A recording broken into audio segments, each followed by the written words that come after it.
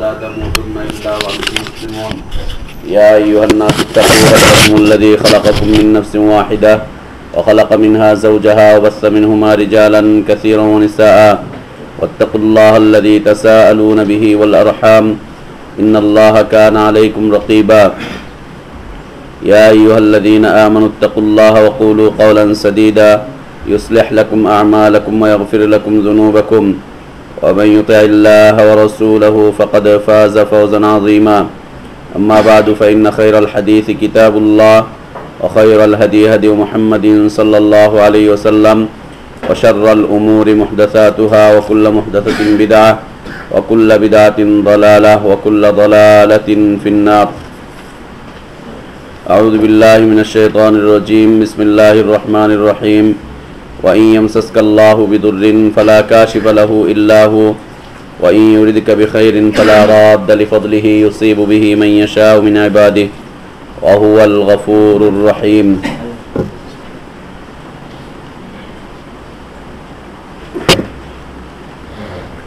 সমস্ত প্রশংসা যাবতীয় গুণগান একমাত্র আল্লাহ সুবহানাহু ওয়া তাআলার জন্য, যিনি আমাদেরকে মুসলিম করে সৃষ্টি করেছেন এবং যিনি মুসলিমদের জন্য উত্তম আমল করাকে বৈধ করেছেন এবং উত্তম আমল সমূহ যেই সমস্ত সময় মাস যে সমস্ত কালে করা হয় ঠিক তেমনই একটি মাসে আল্লাহ তাআলা আমাদেরকে এনে দিয়েছেন, সেটি হচ্ছে জিলহজ মাস। জিলহজ মাস আল্লাহ সুবহানাহু ওয়া তাআলার দৃষ্টিতে একটি গুরুত্বপূর্ণ মাস। আল্লাহ সুবহানাহু ওয়া তাআলা সূরা আত-তাওবায় একটি আয়াতে উল্লেখ করেছেন যে ইন্না ইদ্দাতাশ শুহুরি ইনদাল্লাহ 12 শাহরান ফি কিতাবিল্লাহ ইয়াওমা খালাকাস সামাওয়াতি ওয়াল আরদা মিনহা আরবাআতুন হুরুম যালিকাদ দীনুল কাইয়্যিম। আল্লাহ তাআলা যেদিন আকাশ এবং জমিনকে সৃষ্টি করেছেন সেদিন থেকেই গণনা হিসাবে 12 মাসকে নির্ধারণ করেছেন। এই যে আমরা 12 মাস পাচ্ছি, এই 12 মাসটা হলো পৃথিবীর শুরু থেকেই, একদম শুরু থেকে সৃষ্টির সূচনা থেকেই আল্লাহ তাআলা করেছেন। তার মধ্যে 4টি মাসকে পবিত্র করেছেন। সেই 4টি পবিত্র মাসের মধ্যে হতে একটা পবিত্র মাসে আমরা সময় কাল ক্ষেপণ করে কাল কাটিয়ে যাচ্ছি। অত্যন্ত গুরুত্বপূর্ণ এবং মহিমান্বিত একটি মাস। আল্লাহ শুকরিয়া যে আল্লাহ তাআলা আমাদেরকে সেই মাসে এনে দিয়েছেন এবং তার গুরুত্বপূর্ণ সবচাইতে বিষয়, বড় বিষয়, সব মানুষের জীবনের জন্য সবচাইতে গুরুত্বপূর্ণ বিষয় হচ্ছে কি বলতে পারেন? কে বলতে পারে? মানুষের জীবনের জন্য সবচাইতে গুরুত্বপূর্ণ বিষয় যেটা ছাড়া মানুষ অচল, যেটা ছাড়া মানুষ অসম্মানিত হয়ে যাবে, যেটা না থাকলে মানুষ নিরাপত্তাহীন হয়ে পড়বে, যেটা না থাকলে মানুষ মুক্তি পাবে না, সেটা কি? সেটা হচ্ছে আল্লাহ তাওহীদ। আল্লাহ তাওহীদ। যে ব্যক্তি, যে সমাজ, যে পরিবার, যে রাষ্ট্রের মানুষের কাছে আল্লাহ তাওহীদ নেই, সে রাষ্ট্র, সেই পরিবার, সেই সমাজের মানুষগুলোকে আল্লাহ রাসূল সাল্লাল্লাহু আলাইহি ওয়াসাল্লাম সৃষ্টির নিকৃষ্ট জীব হিসেবে উল্লেখ করেছেন। সৃষ্টির নিকৃষ্ট জীব, যাদের কাছে আল্লাহ তাওহীদ নেই। রাসূল সাল্লাল্লাহু আলাইহি ওয়াসাল্লাম বলেছেন আল্লাহর কাছে একেবারে সবচাইতে নিকৃষ্ট জীব হবে তারাই যারা আল্লাহর সাথে অংশীদার স্থাপন করে। একদম নিকৃষ্ট। আমরা দেখতে পাচ্ছি শূকর একটা নিকৃষ্ট প্রাণী, কুকুর একটা নিকৃষ্ট প্রাণী, তারপরে বাথরুমের মেন হলে ওইখানে কিছু পোকা টোকা থাকে যেগুলো ওই মলমূত্র খায়, এগুলোকেও মানুষ মনে করে নিকৃষ্ট প্রাণী। রাসূল সাল্লাল্লাহু আলাইহি ওয়াসাল্লাম বলছেন উলাইকা শিরারুল খালকি ইনদাল্লাহ, আল্লাহর সৃষ্টির মধ্যে সবচাইতে নিকৃষ্ট হচ্ছে তারা যারা আল্লাহ তাওহীদকে মানে না, আল্লাহর সাথে অংশীদার স্থাপন করে। একদম নিকৃষ্ট।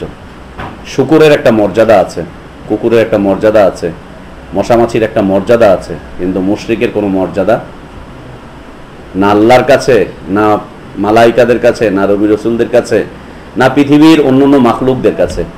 পৃথিবীর অন্যান্য যে মাখলুকগুলো আছে এরা মুওয়াহহিদদের জন্য আল্লাহর কাছে দোয়া করে। সাগরের নিচে যে মাছগুলো আছে, এই যে সমস্ত প্রাণীগুলো আমরা দেখছি, কাক, পাখি, এরা মুওয়াহহিদ, যারা আল্লাহ তাওহীদে বিশ্বাসী, এদের জন্য আল্লাহর কাছে দোয়া করে, কল্যাণ কামনা করে দোয়া করে। হাদিসে আছে এই বিষয়ে বর্ণনা। আর মুশরিকদের জন্য এরা বদদোয়া করে, মুশরিকদের জন্য আল্লাহর কাছে এটা বদদোয়া করে, পৃথিবীর যতগুলো প্রাণী আছে সব প্রাণী মিলে। এই জন্য মুশরিক হচ্ছে সবচাইতে নিকৃষ্ট সৃষ্টি। আর মুশরিকদের অন্তরগুলোর অবস্থা আল্লাহ তাআলা বলছেন যে এদের অন্তরগুলো কেমন, যে অন্তর তুমি দেখতে পাচ্ছ কিন্তু ও অন্তর দিয়ে কিছুই বোঝে না। ওকে দেখতে পাচ্ছ যে ওর চোখ আছে কিন্তু ও চোখ দিয়ে আসলে কিছু দেখে না। ওকে দেখতে পাচ্ছ যে ওর কান আছে, আসলে ও কান দিয়ে কিছু শোনে না। বয়রা না, কিছু শোনে কিন্তু কিছু শোনে না।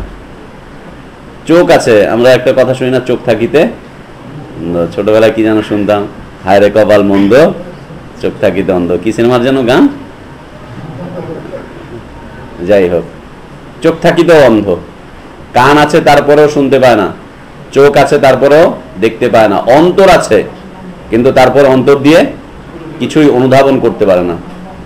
আল্লাহ বলছেন যে এরা হচ্ছে নিকৃষ্টতম পশু, বালহুম আদল, বরং নিকৃষ্ট পশুর চাইতেও নিকৃষ্ট এরা, নিকৃষ্ট পশুর চাইতেও বেশি নিকৃষ্ট এরা।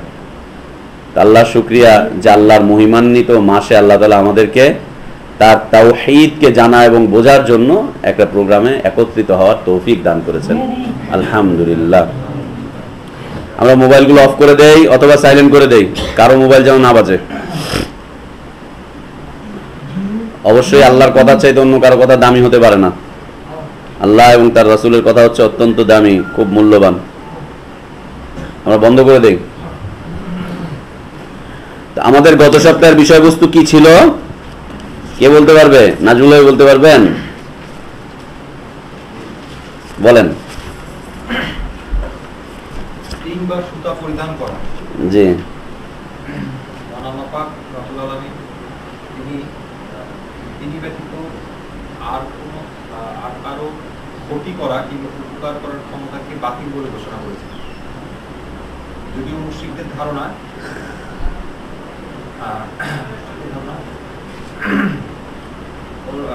তারা যাদেরকে মাবুদ বলে ডাকে তারা আল্লাহর অতি নিকটবর্তী এবং তারা আল্লাহর কাছে সুপারিশ করার ক্ষমতা রাখে। আল্লাহ পাক কোরআনে বলেছেন, হে রাসূল আপনি বলুন,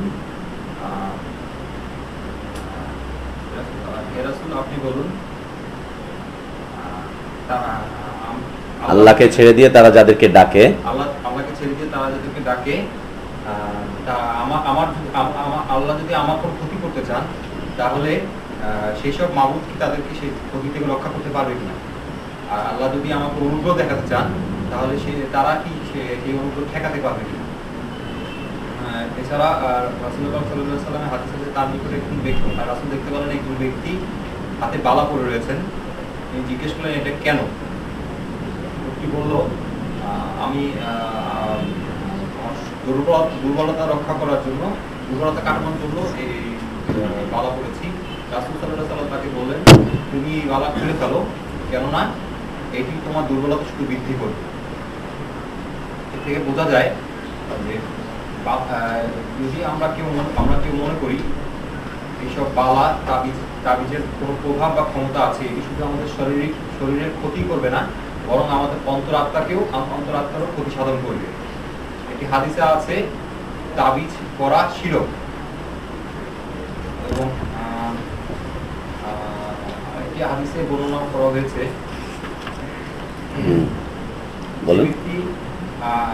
যে ব্যক্তি বালা পরিধান করে, তাবিজ পরিধান করে, তাকে আল্লাহ রক্ষা করবেন না।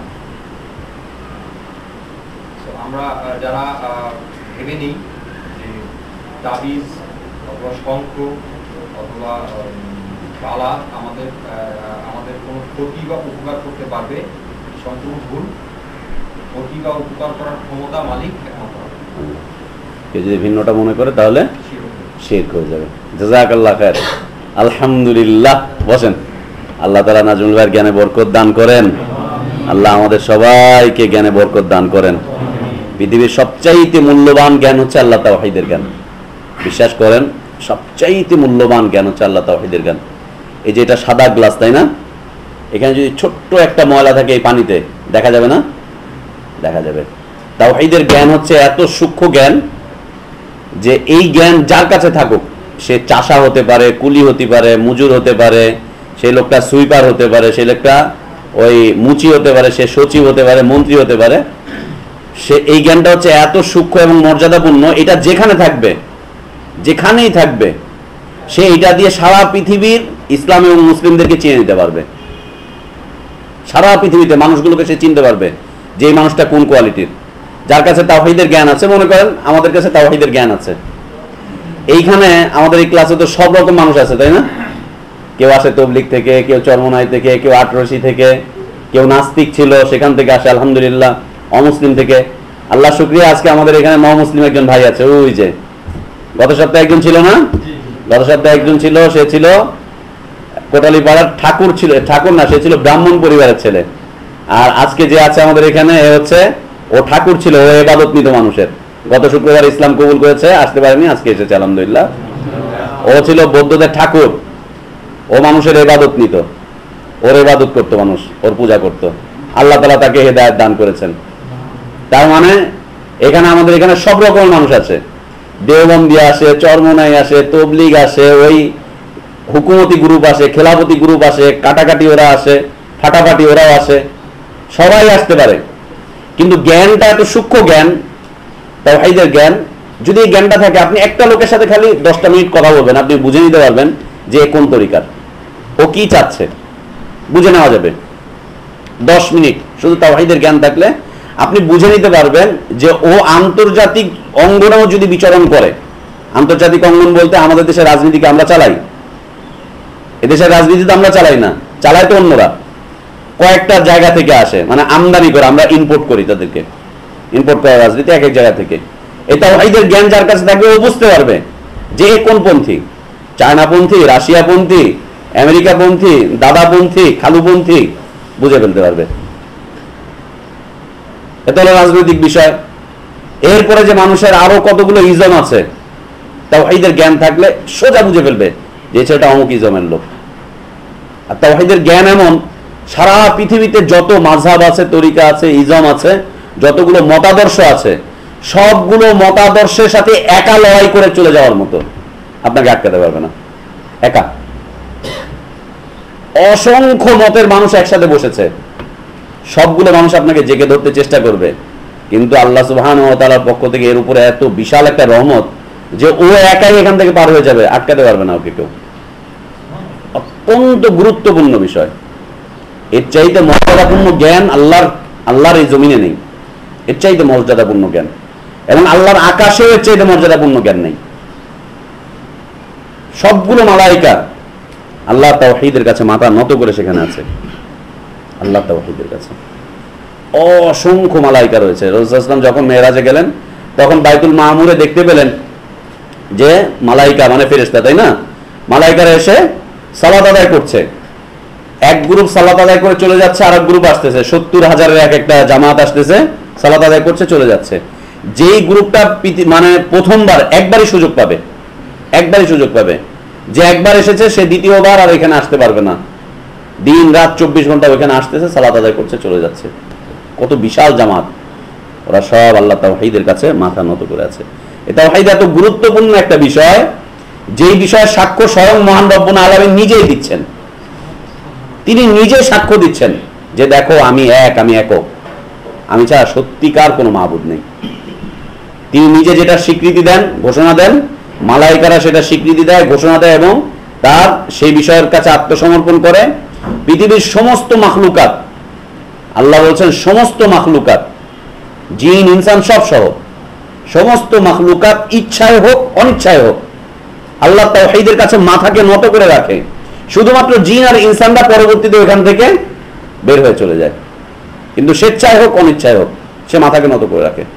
যে লোকটা কাফের, যে লোকটা মুশরিক, সেও কিন্তু কোনো না কোনো ভাবে আল্লাহর আনুগত্য স্বীকার করে পৃথিবীতে চলছে।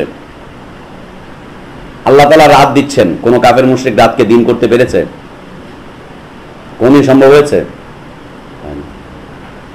আল্লাহ ওকে হাত পা দিয়েছেন, ওই হাত পাকে কেটে ফেলে দিয়েছে, না আল্লাহ তোমারটা আমি নিব না, আমি আমারটাকে এখানে লাগাবো, লাগিয়ে দিয়ে আমি চলবো। কোন কাফের মুশরিককে দেখেছেন? বরং আল্লাহটা দিয়েই সে চলছে। আল্লাহ যদি এটাকে ছিনিয়ে নিয়ে চলে যায়, তখন ও আবার তার কাছেই চায়, মনে প্রাণে তার কাছেই চায়, দাও দাও দাও দাও, বিভিন্ন নামে চায়, কিন্তু তার কাছেই চায় যে দাও দাও, স্বেচ্ছায় হোক অনিচ্ছায় হোক। এই যে হাতগুলো, এই যে হাতটা যে কাজ করতেছে, এই আমি ব্যক্তির কথা অনুযায়ী কাজ করতেছে, এটা আমি পাওয়ার দিতে পেরেছি এখানে। প্রত্যেকটা মাখলুক তাওআন ওয়া কারহান ওয়া জিলালুহুম ফিহা বিল গুদুবি ওয়াল আসাল লিল্লাহি ইয়াসজুদু মান ফিস সামাওয়াতি ওয়া মান ফিল আরদ। সূরা রাদের আয়াত, যে আকাশ এবং জমিনে যত কিছু আছে সব আল্লাহর কাছে সিজদায় অবনত হয়ে থাকে। তাওআন ওয়া কারহান, সেটা আনুগত্যের সাথে হোক অথবা তাদের অস্বীকৃতিতে হোক, সে ইচ্ছা করে করে নিয়েছে, স্বীকৃতি দিয়েছে, অথবা তার সে জোরপূর্বকের মধ্যে আছে, এর মধ্যে থাকতেই হবে, কিছুই করার নেই। হচ্ছে তাওহীদের জ্ঞান, অত্যন্ত গুরুত্বপূর্ণ। এই জ্ঞানের কাছে কোনো জ্ঞানই কোনো মর্যাদা রাখে না, কোনো জ্ঞানই কোনো মর্যাদা রাখে না। এই জ্ঞান যার কাছে থাকবে তার কাছে দেখবেন যে মন্ত্রী এসে মাথা মতো করে বসে থাকবে। এই জ্ঞান যার কাছে থাকবে তার কাছে দেখবেন ডাক্তাররা, ইঞ্জিনিয়াররা, ব্যারিস্টাররা, এরা ওরা তারা সবাই এসে বসে থাকবে, সবাই এসে বসে থাকবে। খুব গুরুত্বপূর্ণ, খুবই গুরুত্বপূর্ণ, কারণ সবাই এটার মুহতাজ, এর মুখাপেক্ষী, এই জ্ঞানটার মুখাপেক্ষী। তো সেই প্রোগ্রামে আল্লাহ তাআলা আমাদেরকে বসার তৌফিক দান করেছেন, আলহামদুলিল্লাহ, আল্লাহর শুকরিয়া, আল্লাহর শুকরিয়া। তো আমরা গত সপ্তাহে আলোচনা ছিল যে বালা মুসিবত প্রতিরোধ এবং প্রতিকার করার জন্য বিভিন্ন বস্তু ব্যবহার করা। বালা মুসিবত প্রতিরোধ এবং প্রতিকার করার জন্য প্রতিরোধটা হচ্ছে যেটা আগে থেকে করা হয়, আর প্রতিকার হচ্ছে যেটা চলে এসেছে তারপরে করা হয়। অসুখ আসার আগে থেকেই প্রোটেকশন দিয়ে রাখতেছে, এই জায়গায় এই জায়গায় এই জায়গায়। যেমন দেখেন না, ঝড় আসার আগে থেকে বিভিন্ন জায়গায় ক্যাম্প করে রেখে দেয়, ঝড়ের মোকাবেলা করে, তাই না? দুর্যোগ মোকাবেলা, বন্যা মোকাবেলা, কত কিছু করে। আর দুর্যোগ মোকাবেলা, বন্যা মোকাবেলার জন্য যত কিছু করে, বন্যা এসে সবার আগে ওইটার ভিতরেই ঢুকে, সবার আগে ওইটার ভিতরে ঢুকে। তো এটা হচ্ছে প্রতিরোধ, আগে থেকেই করছে। আর প্রতিকার হচ্ছে যখন চলে এসেছে তারপরে করছে। এটার জন্য কি কি ব্যবহার করে? তাবিজ, বালা, সুতা, তাগা, কড়ি, তারপরে ঝিনুক, এই বিভিন্ন, তারপরে ওই যে বিভিন্ন পদার্থ, তারপরে যে এখন ইদানিংকালে ইনিংসের বালা চলে আসতেছে, দেখেছেন না? 5,000 6,000 টাকা দাম। এই শিরকের অন্তর্ভুক্ত, কিন্তু এই শিরকের অন্তর্ভুক্ত। ওদের কাছে মৌলবী আছে, ওদের কাছে মৌলবী আছে, এই মৌলবীরা ওদের এটাকে হালাল করে দিচ্ছে, ফতোয়া দিচ্ছে যেটা হালাল। কিভাবে ফতোয়া দিচ্ছে? বলছে এটা একটা ওষুধ। কি কাজ করে এই ওষুধটা? যে শরীরের মধ্যে ক্রিয়া সৃষ্টি করে। কি আছে এতে? এর ভিতরে ম্যাগনেট আছে। এই ম্যাগনেট গুলো শরীরের মধ্যে ক্রিয়া সৃষ্টি করে, এতে ব্যথা বেদনা সব ভালো হয়ে যায়। কিছুই না। এইটা যে শিরক, তা যদি আপনারা প্রমাণ পেতে চান তাহলে এই যে পাশের দেশের টিভি চ্যানেলে চলে যান, বাসায় তো আছে, আশপাশে আছে, পাশের দেশের জি সিনেমা, জি টিভি, স্টার টিভি, এগুলা স্টার মুভি নাকি, ওইখানে এটার অ্যাডভার্টাইজ দিচ্ছে। এই যে ইলিংসের এই বালার অ্যাডগুলো কি দিচ্ছে? এখানে 7 রকমের ম্যাগনেট আছে একটা বালার মধ্যে। 7টা ম্যাগনেট 7টা গ্রহের সাথে সম্পর্ক। 7টা গ্রহে 7টা দেবতা আছে। সেই 7টা দেবতা ওইখান থেকে এই ম্যাগনেট গুলোর উপরে তাওয়াজ্জু দিচ্ছে, পীর সাহেবদের ভাষায় তাওয়াজ্জু, ফয়েজ দিচ্ছে, ফয়েজ। ওইখান থেকে ফয়েজ দেয়। 7টা গ্রহ থেকে 7 জন দেবতা ওইখান থেকে তাওয়াজ্জু দেয়, ফয়েজ দেয়। ওই মোবাইলে ট্রান্সফারের মতো, ব্যালেন্স ট্রান্সফারের মতো ওইখান থেকে দিচ্ছে। ওইখান থেকে দেখা যাচ্ছে যে চন্দ্রের একটা দেবতা চন্দ্রের ওখানে বসে আছে, ওইখান থেকে আকর্ষণ দিচ্ছে ওর শরীরে, এখানে সে কাঁপতেছে। তারপরে চাঁদের দেবতা ওইখান থেকে দিচ্ছে, এখানে এসে ওটা হালকা ঠান্ডা হয়ে যাচ্ছে, চাঁদ ঠান্ডা ঠান্ডা দিচ্ছে। সূর্যের দেবতা আবার আরেকটা কিছু করছে, তারপর তারকা একটা কিছু করছে। বৃষ্টির দেবতা ওইখান থেকে একটা কিছু করছে, তারপর শরীরের মধ্যে ক্রিয়া আসতেছে, আস্তে আস্তে বাস ও নাজমুল ভাইয়ের মতো হ্যান্ডসাম যুবক হয়ে যাচ্ছে। একদম শিরকি আকীদা থেকে এটা এসেছে। বাংলাদেশের মৌলবীরা এটা প্রচার করে যাচ্ছে, মৌলবীরা এটার ব্যবসা করছে। কোথায় গিয়ে ইসলাম শিখবেন? শিখবেন কোথায় গিয়ে ইসলাম? কার কাছে যাবেন ইসলাম শিখতে? যে ইসলাম শিখাবার কথা বলে ও নিজে ইসলামকে ধ্বংস করে দিচ্ছে, নিজেই ধ্বংস করে দিচ্ছে ইসলামকে, একদম শেষ করে দিচ্ছে। দেখাচ্ছে? জানি না, আমি নিজে দেখিনি, আমাকে একজন ভিডিও ইয়ে করে মোবাইলে ইয়ে করে এরপর আমাকে এনে দেখিয়েছে, আমি টিভি চ্যানেলে দেখিনি, ও দেখিয়েছে আমাকে এনে দেখিয়েছে যে এই দেখেন এটার ইয়ে, এটার কথা বললাম, বলছে ওইটা হিন্দু দেশেরটা হিন্দুরা করে, আমরা ওইটা করি না, আমাদের দেশে এটা নাই, হিন্দুরা ওইটা করে। জিনিস ওইটাই, ওইখান থেকেই আসলো, আর এখানে এসে তাওহীদ হয়ে গেল, আর ওইখানে একটা শিরিক থাকলো। লা ইলাহা ইল্লাল্লাহ। এই সব কিছু ব্যবহার করা হচ্ছে শিরক। এর ভিতরে বাতের বালা আছে, বাতের চেন আছে। আরে বাবা, ওই 2 টাকা 3 টাকা দামের কালো একটা প্লাস্টিকের বালা যদি আপনার বাত ব্যথা ভালো করে দেয়, তাহলে বেক্সিমকো কোম্পানি বন্ধ করে দিতে হবে। তো ওরা যে বাতের ওষুধ বিক্রি করতেছে বন্ধ করে দেওয়া উচিত। কালো একটা ওই যে তেলের ড্রামের মুখের মধ্যে যেটা থাকে কালো কালো, ওইটা দিয়ে বাতের ব্যথা ভালো হয়ে যায়। ওইটা দিয়ে বাতের ব্যথা যদি ভালো হয়ে যায়, তাহলে এই ওষুধ কোম্পানিগুলোর দরকারটা কি? ওষুধ কোম্পানি বন্ধ করে দেওয়া উচিত। সরকারের উদ্যোগ নেওয়া উচিত, উদ্যোগ নিয়ে এগুলো বন্ধ করে দেওয়া দরকার। এগুলো দিয়ে ব্যথার বেলা ভালো হয়ে যাচ্ছে। আর ওইটা তো ইল্লাম আসলে আমাদের যুবকদের জন্য এটা একটা ফ্যাশন। যুবকরা বুঝাই দিচ্ছে আমার শরীরে বাতের ব্যথা আছে, এগুলো চলবে না। এই সব হচ্ছে শিরকের অন্তর্ভুক্ত। তাহলে আমাদের এই বিষয়টা পরিষ্কার না গত সপ্তাহের আলোচনায়, যে এগুলো কিছুই ব্যবহার করা যাবে না, এবং এইটা ফ্যাশন হিসাবেও ব্যবহার করা যাবে না। আপনি বলবেন যে না, আমি এটা রোগবালাইয়ের জন্য ব্যবহার করছি না, আমি এটা প্রতিকার করার জন্য করছি না, প্রতিরোধ করার জন্য করছি না, আমি করছি শুধুমাত্র ফ্যাশন হিসাবে। দেখেন না, প্যান্ট কেটে পাছা বের করে দিয়ে বলছে এটা ফ্যাশন। প্যান্ট কাটা পাছা বের হয়ে আছে, ফ্যাশন। ছেলেপেলেরা এখন প্যান্ট নামাতে নামাতে এই পর্যন্ত নিয়ে চলে আসে, ওর নিতম্ব পুরোটা দেখা যাচ্ছে, ফ্যাশন। কি করবেন? ওর কাপড় পরার দরকারটা কি? ওকে কে বললো এই কাপড় পরতে? ওর নিতম্ব যদি পুরোটাই বের করে রাখা লাগে, তোর কাপড় পরার দরকারটা কি? এটাই ফ্যাশন, যে ছেলেপেলেরা নিচের দিকে টানে। এখন ইদানিং কালে দেখতেছে, আল্লাহ জানে আর কত কিছু আমাদের দেখতে হবে, আল্লাহ ভালো জানে। রাস্তায় বেরোলে দেখি ছেলেপেলেরা টানতেছে, নিচের দিকে টানে খালি। একই জিনিস। আস্তাগফিরুল্লাহ আল-আযীম। ও কি চায় আসলে?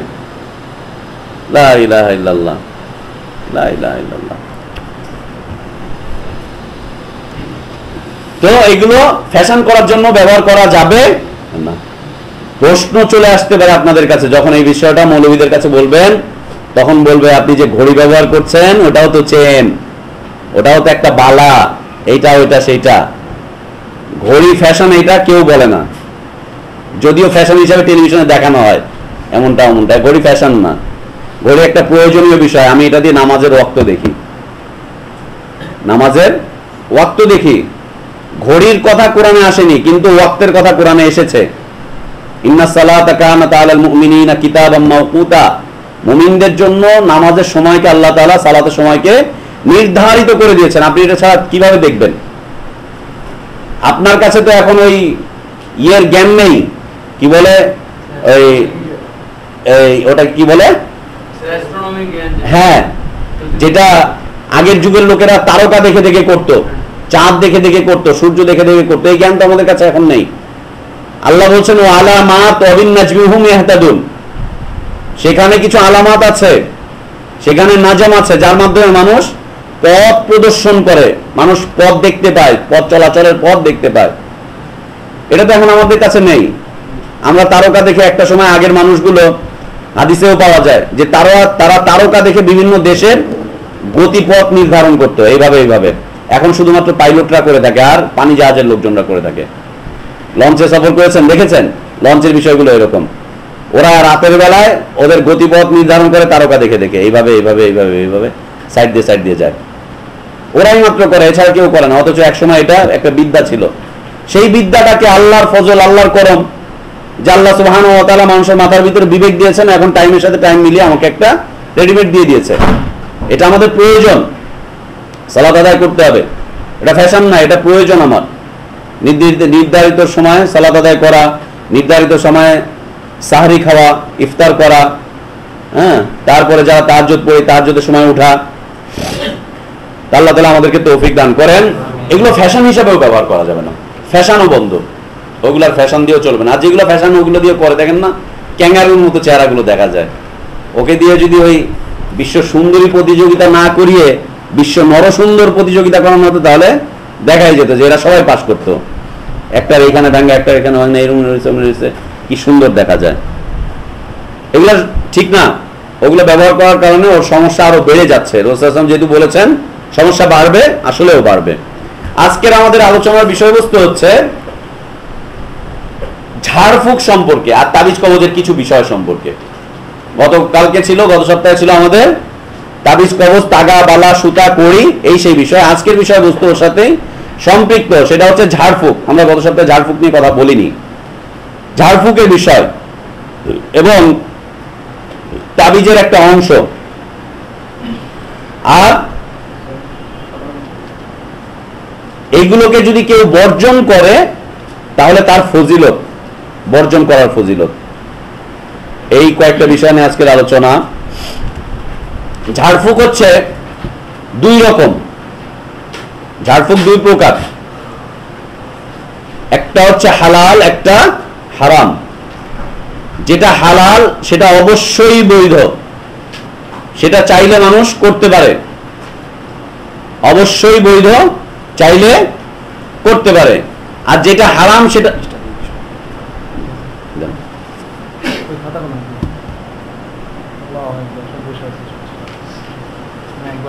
দানা দিয়ে নেন।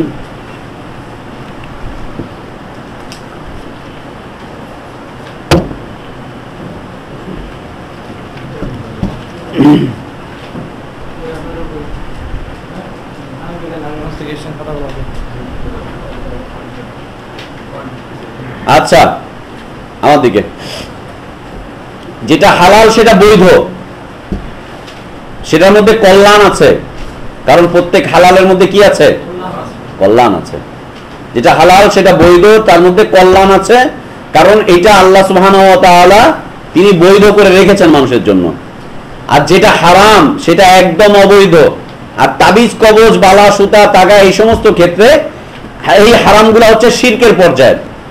শিরক, ঈমান বিনষ্ট হয়ে যাবে, ও দুনিয়া থেকে নিরাপত্তাহীন হয়ে পড়বে, দুনিয়াতে ও লাঞ্ছিত অবস্থায় জীবনযাপন করবে, আর আখিরাতে কঠিন আযাবের মুখোমুখি হয়ে পড়বে, কঠিন আযাবের মুখোমুখি হয়ে পড়বে।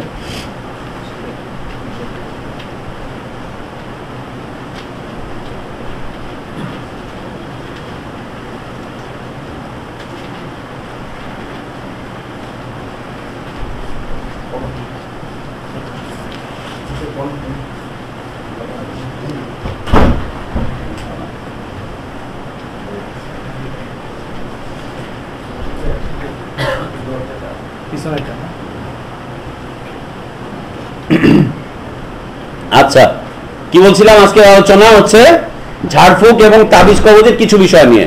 ঝাড়ফুঁককে আমরা কয় প্রকার বললাম? দুই প্রকার। কয় প্রকার? দুই প্রকার, একটা হালাল, একটা হারাম। যেটা হালাল সেটা হচ্ছে বৈধ এবং সেটার মধ্যে কল্যাণ আছে, এবং সেটা নির্ধারিত পথে হতে হবে। প্রত্যেকটা হালালের জন্য আল্লাহ সুবহানাহু ওয়া তাআলা এরকম একটা গণ্ডি দিয়ে দিয়েছেন, সীমানা, যেটাকে হুদুদুল্লাহ বলা হয়, সীমানা চিহ্ন, এই সীমানার মধ্যে হতে হবে। আর হারাম যেটা, সেটা হচ্ছে এই সীমানাকে অতিক্রম করে যেটা চলে যাবে সেটা হচ্ছে হারাম, এবং সেটা শিরকের পর্যায়ে চলে যাবে। আসেন, হালালটা হচ্ছে তিনটা জিনিসের সমন্বয়, অথবা তিনটা জিনিস দ্বারা হালালটা নির্ধারিত হবে। এই ঝাড়ফুঁকের ক্ষেত্রে তিন ভাবে ঝাড়ফুঁক করা হচ্ছে হালাল। নোট করেন, তিন ভাবে ঝাড়ফুঁক করা হচ্ছে হালাল।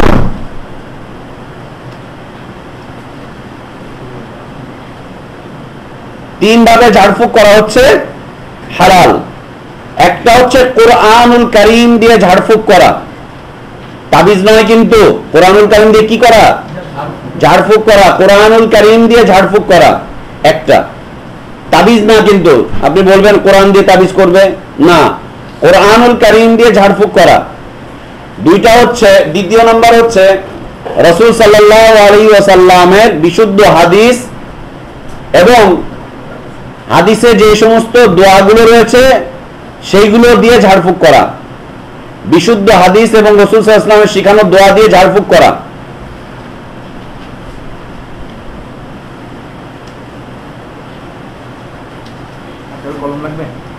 চার লাগবে না, বাদ দেন।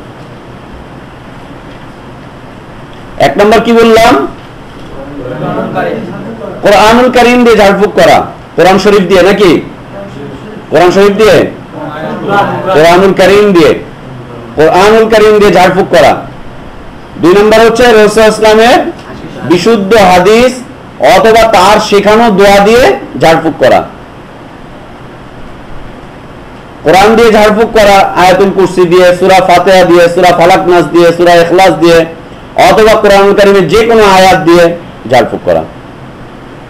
আর হাদিস দিয়ে অথবা রাসূল সাল্লাল্লাহু আলাইহি ওয়াসাল্লামের শেখানো দোয়া দিয়ে ঝাড়ফুঁক করা, যেমন আল্লাহ রাসূল সাল্লাল্লাহু আলাইহি ওয়াসাল্লাম শিখিয়েছেন, বিসমিল্লাহিল্লাযী লা ইয়াদুররু মা ইসমিহি শাইউন ফিল আরদি ওয়ালা ফিস সামাই ওয়াস সামিউল আলিম, আল্লাহুম্মা রাব্বান নাস আযাবিল বাস ইশফি আনতা শাফি, আউযু বিকালিমাতিল্লাহি তাম্মাতি মিন গাযাবিহি ওয়া ইকাবিহি ওয়া শাররি ইবাদিহি ওয়া মিন হামাযাতিশ শায়াতিন ওয়া ইয়াহদুরুন, বিসমিল্লাহি ইয়ারতিক মিন কুল্লি শাইইন ইউযিক ওয়া মিন শাররি কুল্লি নাফসিন ওয়া আইন হাসিদিন আল্লাহু ইয়াশফিক, বিসমিল্লাহি ইয়ারতিক। এগুলো সব আল্লাহ রাসূল সাল্লাল্লাহু আলাইহি ওয়াসাল্লামের শেখানো দোয়া এবং এগুলো বরকতপূর্ণ দোয়া। রাসূল সাল্লাল্লাহু আলাইহি ওয়াসাল্লামের শেখানো বরকতপূর্ণ দোয়া, যেগুলো প্রত্যেকটা হাদিসের কিতাবে পাওয়া যাবে। হাদিসের কিতাবে এই দোয়াগুলো পাওয়া যাবে, এই প্রত্যেকটা দোয়াই হাদিসের কিতাবে পাওয়া যায়। রাসূল সাল্লাল্লাহু আলাইহি ওয়াসাল্লামের শেখানো, এইটা দিয়ে ঝাড়ফুঁক করা। 3 নাম্বার হচ্ছে উত্তম কথাবার্তা দিয়ে ঝাড়ফুঁক করা। আপনার এই মুহূর্তে কোরআনের আয়াত মুখস্থ নেই, আসছে না মুখ দিয়ে, অথবা রাসূল সাল্লাল্লাহু আলাইহি ওয়াসাল্লামের কোনো হাদিসের শেখানো দোয়া আপনার মুখ দিয়ে আসছে না, পারছেন না, সেই অবস্থাতে আপনি উত্তম কথাবার্তা দিয়ে ঝাড়ফুঁক করতে পারেন, যেটাকে কালিমাতুত তাইয়্যিবা বলা হয়। উত্তম কথাবার্তা দিয়ে, উত্তম কথাবার্তাটা হচ্ছে যে আল্লাহ তোমাকে এই জ্বর থেকে মুক্তি দান করেন, আল্লাহ তোমার পেটটাকে ভালো করে দেন, আল্লাহ তোমার কল্যাণ করেন, এই বলে ফু দিচ্ছেন। উত্তম কথাবার্তা 3 প্রকার হয়েছে লেখা। এই 3 প্রকারের ঝাড়ফুঁক হচ্ছে বৈধ। এই 3 প্রকার ঝাড়ফুঁক হচ্ছে বৈধ। এই 3 প্রকার ঝাড়ফুঁক যে কোনো একটা দিয়ে আপনি করতে পারেন। আল্লাহ রাসূল সাল্লাল্লাহু আলাইহি ওয়াসাল্লামের স্ত্রী উম্মুল মুমিনিন আয়েশা রাদিয়াল্লাহু আনহা, তিনি জিজ্ঞেস করছেন যে ইয়া রাসূলুল্লাহ, আমি কি ঝাড়ফুঁক করতে পারবো? তার কাছে একজন মহিলা আসলেন পেটে ব্যথা নাকি নিয়ে, আমি কি ঝাড়ফুঁক করতে পারবো? মা আয়েশা রাদিয়াল্লাহু আনহা কে রাসূল সাল্লাল্লাহু আলাইহি ওয়াসাল্লাম বলছেন, হ্যাঁ ঝাড়ফুঁক করো। আলিজিহা বিকিতাবিল্লাহ, তুমি তাকে চিকিৎসা করো আল্লাহর কিতাব দিয়ে। আল্লাহর কিতাব দিয়ে, আল্লাহর কিতাব কোনটা? কোরআন শরীফ না, কোরআন। আল্লাহর কিতাব দিয়ে তুমি তাকে ঝাড়ফুঁক করো, তাকে ঝাড়ফুঁক করো আল্লাহর কিতাব দিয়ে। আর রাসূল সাল্লাল্লাহু আলাইহি ওয়াসাল্লাম নিজেও হাসান হুসাইন রাদিয়াল্লাহু আনহুম, তারপর অন্যান্য ছোট ছোট বাচ্চা সাহাবীদেরকে নিজে ঝাড়ফুঁক করতেন। বিসমিল্লাহি ইয়ারতিক মিন কুল্লি শাইইন ইউযিক ওয়া মিন শাররি কুল্লি নাফসিন ওয়া আইনিন হাসিদিন আল্লাহু ইয়াশফিক, বিসমিল্লাহি ইয়ারতিক। অর্থ কি? বিসমিল্লাহি ইয়ারতিক, আল্লাহর নাম নিয়ে আমি তোমাকে ফু দিচ্ছি। মিন কুল্লি শাইইন ইউযিক, যে সমস্ত বস্তু তোমাকে কষ্ট দেয়, যে সমস্ত বস্তু তোমাকে কষ্ট দেয়, সেই সমস্ত কষ্ট দেওয়া বস্তু থেকে হেফাজতের জন্য তোমাকে আমি আল্লাহর নামে ঝাড়ফুঁক করছি। অমিন শাররি কুল্লি নাফসিন ওয়া আইনিন হাসিদিন, প্রত্যেক খারাপ আত্মা থেকে এবং প্রত্যেক হিংসাত্মক চোখ থেকে আল্লাহর হেফাজতের জন্য আমি তোমাকে ঝাড়ফুঁক করছি, এই বলে রাসূল সাল্লাল্লাহু আলাইহি ওয়াসাল্লাম ফু দিতেন। আর 3 নম্বর হচ্ছে কালেমা তাইয়্যিবা, প্রত্যেক উত্তম কথায় যার মধ্যে কোনো ধরনের শিরিক নেই, কোনো শিরিক নেই। আল্লাহ আপনাকে ভালো করেন, আল্লাহ আপনার মাথা ব্যথা ভালো করে দেন, এই করে দেন, সেই করে দেন, ফু। এই 3 প্রকার ঝাড়ফুঁক করাটা হচ্ছে কি? বৈধ এবং হালাল। এর বাইরে যেগুলো আছে সেগুলো বৈধ নয়, হালাল নয়, সেগুলো হচ্ছে হারাম এবং শিরক। সেগুলো হচ্ছে কি? হারাম এবং শিরক। আসেন, এই যে হারাম এবং শিরকি কথাবার্তাগুলো হচ্ছে,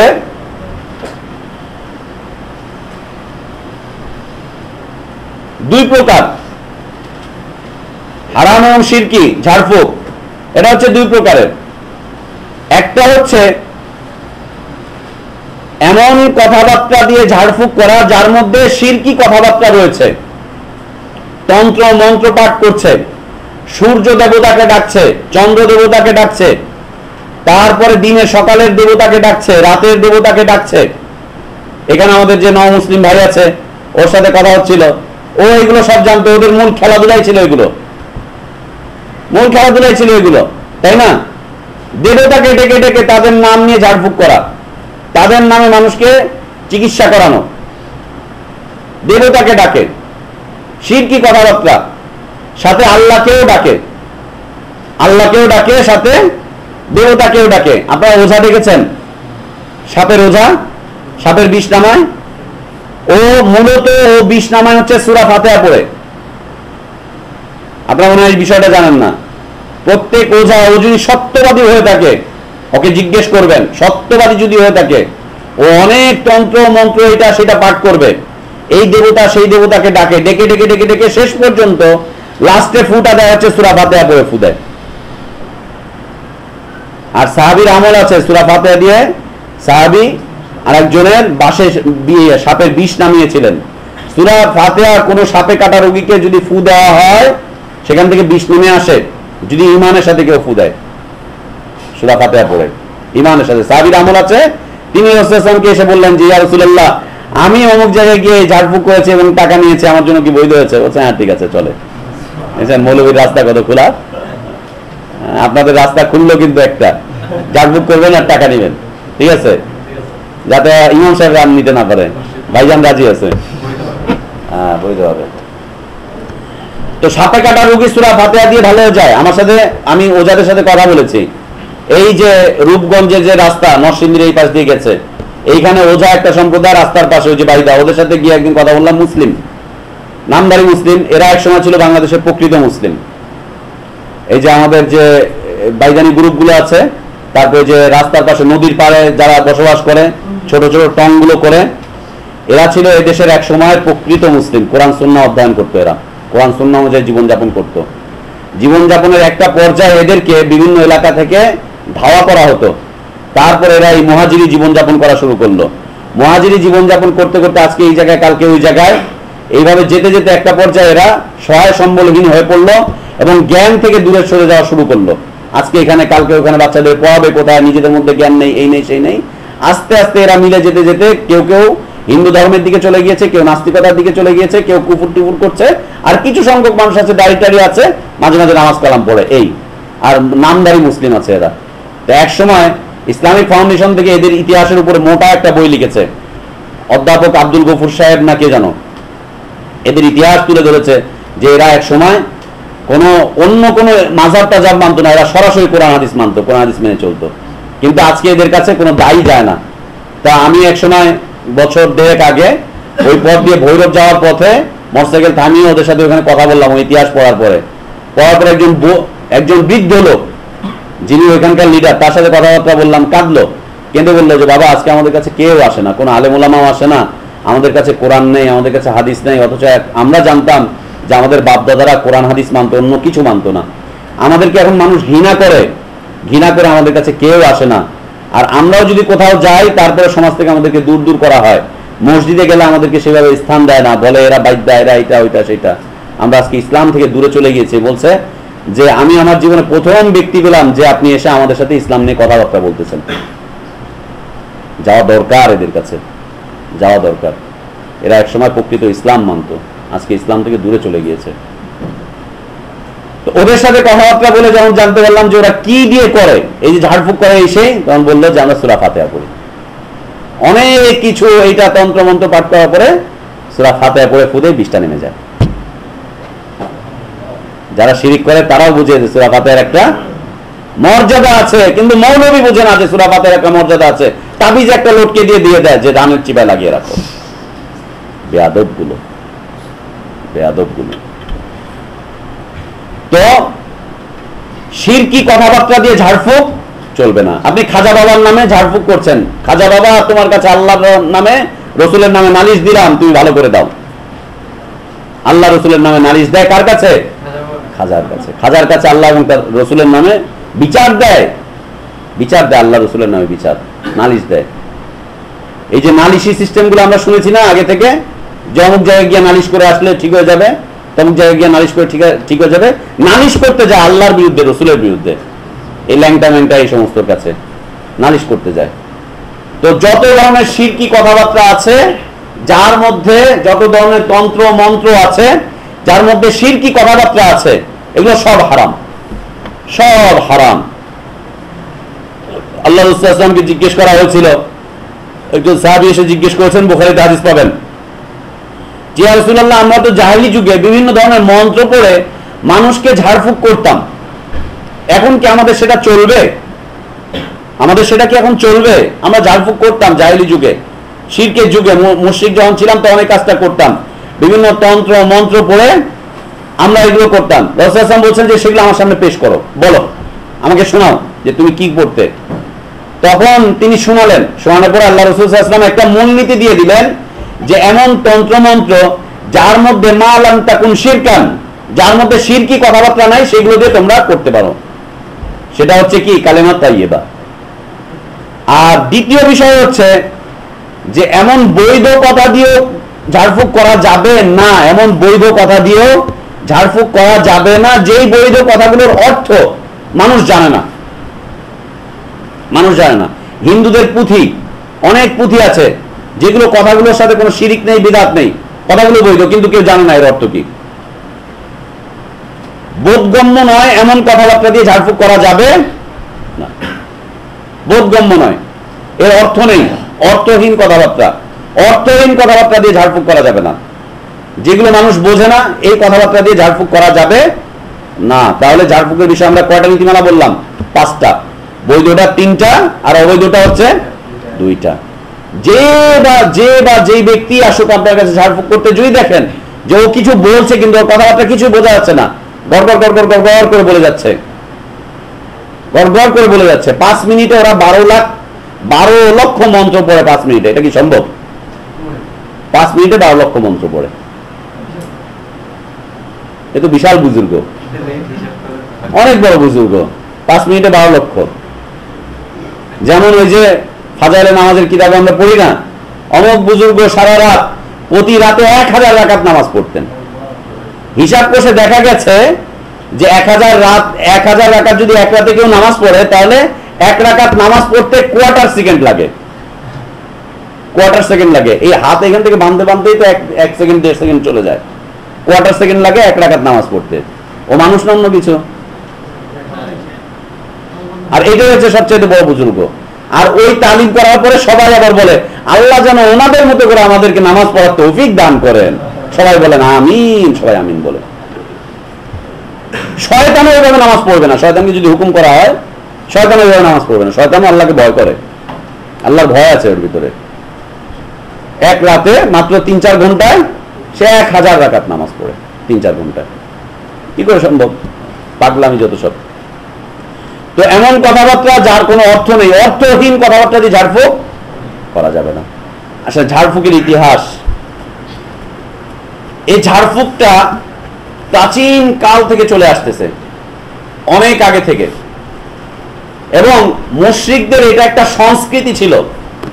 মুশরিকদের এটা একটা সংস্কৃতি। যেই গোষ্ঠী এই বিষয়ে বেশি পারদর্শী থাকবে, সেই গোষ্ঠী সেই এলাকায় তত বেশি মর্যাদা পেত। এই যে ঝাড়ফুঁক, মানে শিরকি ঝাড়ফুঁক, মুশরিক তো আর তাওহীদ দিয়ে ঝাড়ফুঁক করে না, তাই না? তাওহীদকে ব্যবহার করে। যে ব্যক্তি এইগুলোর উপরে পারদর্শী থাকতো তাদের আলাদা একটা মর্যাদা থাকতো, এবং সেই সমাজের মাবুদ হিসাবে তারা স্বীকৃতি পেত। সেই সমাজের মাবুদ, তারা ইবাদত দিত। কারণ কথা নেই, বার্তা নেই, একটা লোককে এইভাবে ইশারা করছে, লোকটা মারা যাচ্ছে।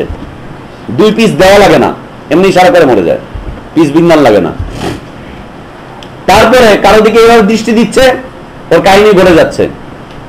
আমাদের মিরপুরে একজন আছে 10 নম্বরের জুটপট্টিতে, কবুতর পীর। কবুতর পীর, কবুতর পীরের কাহিনী হচ্ছে ও যার দিকে এইভাবে তাকাবে তাকে একটা হাসি দিবে। যদি ওকে কেউ হাসতে দেখে তাহলে বুঝে নেয় যে এই বাড়ির ক্ষতি আছে। ও যদি ওকে নিয়ে বিভিন্ন লোকজন যারা শত্রুতা করে মানুষকে এসে করে, 10 নম্বরে বেয়ারি, সে লোকটা বেয়ারি। তো কবুতর পীর কবুতর নিয়ে খেলাধুলা করে। কবুতর গুলো একটা ওই যে মোটা মোটা বড় বড় দেখা যায়, একটা বাজ পাখির মতো। আল্লাহ জানেন কবুতর না, ওগুলো জিন টিন কিছু, আল্লাহ ভালো জানেন। কবুতর নিয়ে ঘুরে। ও যদি কাউকে গিয়ে বলে যে তোমার ব্যবসা কেমন চলছে? ভালো চলছে। ভালো চলছে না? আচ্ছা আচ্ছা, ব্যাস। ও যদি খালি হাসি দিয়ে চলে গেল, পরের দিন থেকে ওখানে ব্যবসা বাণিজ্য শেষ।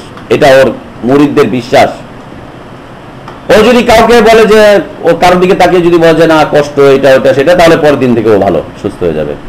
দোকানে গেলে ব্যবসা বাণিজ্য নাই, ব্যবসা বাণিজ্য নাই, না খুব কষ্টে আছি। আচ্ছা কষ্টে আছো, পরের দিন থেকে ব্যবসা বাণিজ্য ভালো হয়ে যাবে। চেহারা দেখে আপনার সবকিছু বলে দিবে, এই দিবে সে দিবে, সে উল্টা, সব উল্টা। এই সমস্ত মানুষদের কাছে গিয়ে মানুষরা ইবাদত করে, পূজা করে। ওকে গিয়ে দেখবেন ও সেজদা নিচ্ছে মানুষের, ওর কাছে যারা নালিশ জানাতে যায়, বিভিন্ন বিষয় চাইতে যায়, গিয়ে ওর কাছে সেজদা করতে হবে। আর ও একটা মূর্তির সামনে সেজদা করে, আগুন জ্বালায় সন্ধ্যার পর। আমি গিয়েছিলাম, দেখেছি, ওকে দেখার জন্য গিয়েছিলাম। আপনারা আবার উল্টা ভেবেন না। তো আগুন সামনে রাখে, মূর্তি আছে, ও ধ্যানটা করে হচ্ছে, ও শুধুমাত্র একটা সাদা লুঙ্গি পরা, এতটুকু, এই নাবি টাবি বের হয়েছে, ওই যুবকদের মতো যে প্যান্ট টানে ওই রকম, এই নাবি টাবি সব বের হয়ে আছে। মানুষ গিয়ে নালিশ করে, ও কি কি সব বিড় করে বলে, বলার পরে জিপটা এখান থেকে বের হয়ে চলে আসে এতখানি। এরপরে মাটির মধ্যে থাপ্পড় দিয়ে মাটির মধ্যে শুয়ে পড়ে, আগুনের সামনে এবার শুয়ে পড়ে, তারপরে এবার থাপ্পড় মারতে থাকে আর বিভিন্ন কথাবার্তা বলতে থাকে। এরপরে ওখান থেকে উঠে চোখ বন্ধ করা, ব্যাস এই ধ্যানের মধ্যে পড়ে সব কিছু বলে, এই হয়েছে, ওই হয়েছে, সেই হয়েছে, এটা হবে, ওইটা হবে, সেটা হবে, এই বলে প্রথমবার তদবির দিয়ে দিবে। যে ব্যক্তি তদবিরটা আনতে যাবে তাকে মাথা নিচু করে ওকে কদম বুসি করে তদবির নিয়ে আসতে হবে। যদি কাজ হয়ে যায় পরের বার এসে তাকে সেজদা করতে হবে। কাদেরকে দেখতে চান তার কাছে গিয়ে দেখেন, রাজনীতিবিদরা বসে আছে, ঢাকা শহরের রাজনীতিবিদরা যারা আমাদের নেতা, তারা গিয়ে বসে আছে, দেখেন, ক্ষমতার জন্য, এটার জন্য, সেটার জন্য।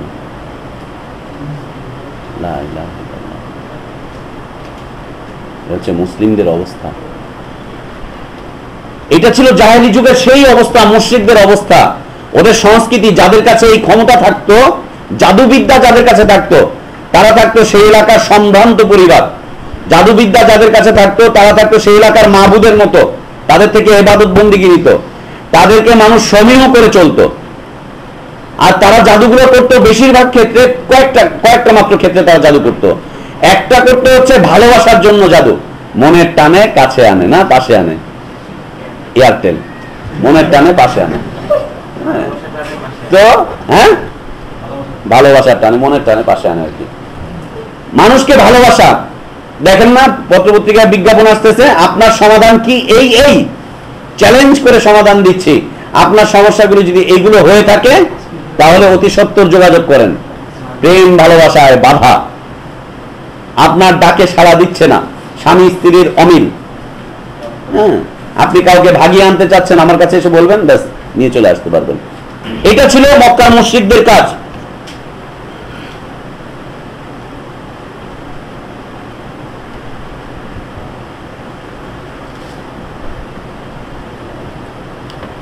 এটা ছিল মক্কার মুশরিকদের কাজ। তাদের এটা একটা সংস্কৃতি ছিল যে তারা মানুষের মাঝে ভালোবাসার জন্য জাদুটোনা করত, তাদেরকে ঝাড়ফুঁক করত। আর দ্বিতীয়টা ছিল তাদের কাছে বিচ্ছেদের কাজ। কারোর মধ্যে বিচ্ছেদ ঘটিয়ে দিতে চান, স্বামী স্ত্রীর বিচ্ছেদ ঘটাতে চান, অমুকের বিচ্ছেদ ঘটাতে চান, পরিবারকে ছিন্ন ভিন্ন করে দিতে চান, ওদের কাছে যাবেন, ওরা এটা করে দিবে। এটা ছিল তাদের কাজ। 3 নম্বর যেটা ছিল সেটা হচ্ছে যে কারো প্রতি বদ নজর দেওয়া, ব্যবসা বাণিজ্য এটা সেটা ক্ষতি করে দেওয়া, এইগুলো ছিল তাদের কাজ। মূলত এই কাজগুলোর জন্যই তারা এই কাজগুলো করত। এটা ছিল তাদের কাছে একটা অবস্থান। যারা এগুলো নিত তারা সম্মানিত থাকতো তাদের এলাকায়, এবং তারা একটা উঁচু পর্যায়ে থাকতো, দেবদেবী হওয়ার মতো পর্যায়ের মধ্যে তারা অন্তর্ভুক্ত হতো। আর আজকেও দেখা যাচ্ছে ঠিক একই অবস্থা। যারা কোরআন হাদিস দিয়েও ঝাড়ফুঁক করে, তাদের কাছে যারা ঝাড়ফুঁক নিতে আসে তারা আসে খুব দুর্বল হয়ে, যে হুজুর দেন না, কি অবস্থা। আর মানুষের কাছে রোডে যায়, অমুক হুজুরের তাবিজ যদি ঝাড়ফুঁক নিয়ে আসতে পারো পানি পড়া, না না উনি তাবিজ কবজ দেন, উনি পানি পড়া দেন। ওনার পানি পড়া খুব কাজে লাগে, ওনার পানি পড়া আনতে সেই কোথায় থেকে চলে আসে। আমার কাছে চিটাগাং থেকে লোক এসছে পানি পড়া নিতে, আচ্ছা, চিটাগাং থেকে লোক এসছে। আজকে সকালে সিলেট থেকে একজন এসছে পানি পড়া নিবে। যেই নাম্বার দিকে আমাদের ভাইদের মধ্যে কেউ একজন নাম্বার দিছে, সিলেট থেকে আসছে, পানি আর তেল নিয়ে আমার থেকে পড়ে নিয়ে যাবে। কারণ শুনছে যে খুব আকর্ষণ আছে এর ভিতরে, ক্যারিশমা আছে, কি আছে আল্লাহ ভালো জানে, ওই ভালো জানে। না না, অমুকের কাছে যেতে হবে। আপনার পাশেই একজন কোরআন সুন্নাহর আলেম আছে, অথবা আপনি নিজেই কোরআন হাদিস ফলো করেন, আপনি নিজে ফু দিবেন না, আপনারটা আপনার প্রতি তেমন একটা আস্থা নেই, নিয়ে যেতে হবে তার কাছে। এইগুলো দিয়ে আবার পূজা শুরু হচ্ছে। আবার কিছু আলেম ওলামা, এই কিছুদিন আগে 12 নম্বরে বাইতুস সালাম এক মসজিদ আছে, মসজিদের মুয়াজ্জিন সাহেব, তার কথা শুনলাম যে উনি বিকেলবেলা ঝাড়ফুঁক করেন। তো ঝাড়ফুঁক করেন, তো একটা বাজে কথা শুনলাম তার ব্যাপারে, যে ঝাড়ফুঁক করে, মহিলাদেরকে ঝাড়ফুঁক করে সে। এখন বাজে কথা হচ্ছে যে উনি মহিলাদেরকে একটু অশালীন ভাবে ঝাড়ফুঁক করে। এটা দেখার জন্য আসলেও কি তাই গেলাম, যাওয়ার পরে দেখলাম যে সেই লোক ঝাড়ফুঁক করছে যে সমস্ত মহিলারা এই বাচ্চাদেরকে দুধ পান করায়, দুধে সমস্যা হচ্ছে, বাচ্চা দুধ পাচ্ছে না, বাচ্চার কষ্ট হচ্ছে, সেই মহিলাদের ঝাড়ফুঁক করছে স্তনের মধ্যে। এই সিন যদি দেখতে চান 12 নম্বর বাস স্ট্যান্ডের সাথে পল্লবী থানার ওই পাশে বাইতুল সালাম, প্রতিদিন আসরের পর থেকে মাগরিব পর্যন্ত এই লোকটা ঝাড়ফুঁক করে। একেবারে মহিলা এইভাবে টেনে ধরছে আর উনি এখানে ফু দিচ্ছে। ছি, মসজিদের মুয়াজ্জিন সাহেব, কেমন কথা এগুলো, আজে বাজে সিন। বৈধ এটা? কোরআন দিয়েও যদি এভাবে ঝাড়ফুঁক করে তাও হারাম, হাদিস দিয়ে যদি রসুলের শেখানো দোয়া দিয়েও যদি এভাবে ঝাড়ফুঁক করে তাও হারাম, নিষিদ্ধ। কেন করবে এটা? এই ঝাড়ফুঁকের ইতিহাস হচ্ছে সেখান থেকে। এই জন্য রাসূলুল্লাহ সাল্লাল্লাহু আলাইহি ওয়াসাল্লামের কাছে সাহাবী এসে বললেন যে ইয়া রাসূলুল্লাহ, আমি জাহেলি যুগে ঝাড়ফুঁক করতাম, আমার এটা কি করা যাবে? রাসূলুল্লাহ সাল্লাল্লাহু আলাইহি ওয়াসাল্লাম বলছেন আমার কাছে পেশ করো, শোনাও আমাকে দেখি এটা কি। রাসূলুল্লাহ সাল্লাল্লাহু আলাইহি ওয়াসাল্লাম তিনি বর্ণনা করলেন। বর্ণনা করার পর রাসূলুল্লাহ সাল্লাল্লাহু আলাইহি ওয়াসাল্লাম নীতিমালা দিয়ে দিলেন যে হ্যাঁ, তুমি তোমার ঝাড়ফুঁকটাকে করতে পারো যদি তোমার এই কথার মধ্যে শিরক না থাকে, হারাম কোনো কথাবার্তা না থাকে। আল্লাহ রাসূল সাল্লাল্লাহু আলাইহি ওয়াসাল্লাম এই ঝাড়ফুঁকের বিষয়গুলো নিয়ে, ঝাড়ফুঁক এবং আরো কয়েকটি বিষয়, সেগুলো নিয়ে, ঝাড়ফুঁকের বিষয়টা ক্লিয়ার তো আপনাদের কাছে? তাহলে আমরা কি কি দিয়ে করব? কোরআন দিয়ে, রাসূলের শেখানো দোয়া অর্থাৎ হাদিস দিয়ে, অথবা উত্তম কথাবার্তা দিয়ে। আর শিরকি কোনো কথাবার্তা দিয়ে ঝাড়ফুঁক চলবে না। শিরকি কথাবার্তা দিয়ে যদি ঝাড়ফুঁক না চলে, হিন্দু যোগীর কাছে গিয়ে ঝাড়ফুঁক আনা চলবে? হিন্দু যোগীর কাছে, বৌদ্ধ যোগীর কাছে গিয়ে মুসলিমরা যায় না?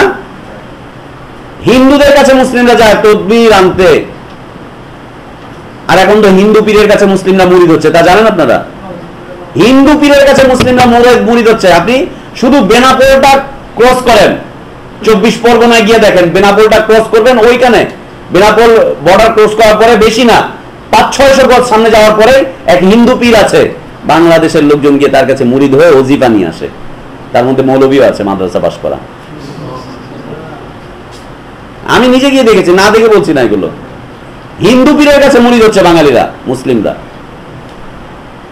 ওরা যেমন, হিন্দুরা যেমন মুসলিমদের কাছে আসছে, এই যে গত সপ্তাহে আমাদের কাছে ভাই আসছিল, ও মানিকগঞ্জে গেছে, গিয়ে দেখেছে মানিকগঞ্জে পীরের কাছে হিন্দু, খ্রিস্টান, বৌদ্ধ সবাই আছে, এবং সে বলছে যে রবীন্দ্রনাথ অবশ্যই জান্নাতে যাবে। তারপরে ইন্ডিয়ার কতগুলো ওই ইয়েদের কথা বলছে, ওরা জান্নাতে যাবে।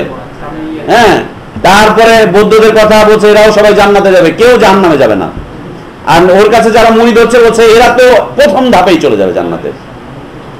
হিন্দুরা তো যাবেই জান্নাতে, আর ওর কাছে যে হিন্দু মুরিদ হচ্ছে এরা হচ্ছে ফার্স্টে, ওয়াসাবিকুনা সাবিকুন উলাইকাল মুকাররাবুন, লা ইলাহা ইল্লাল্লাহ, এরা প্রথম ধাপে জান্নাতে চলে যাবে। তো শিরকি কথাবার্তা দিয়ে ঝাড়ফুঁক যদি না চলে, তাহলে মুশরিকের কাছে গিয়ে ঝাড়ফুঁক আনা যাবে? মুশরিকের কাজটাই তো শিরকি কাজ, ওর কাজই শিরকি কাজ, ওর কাছে ঝাড়ফুঁক আনা যাবে না। আর যেগুলো বোধগম্য নয় সেই সমস্ত কথাবার্তা দিয়ে ঝাড়ফুঁক করা যাবে না।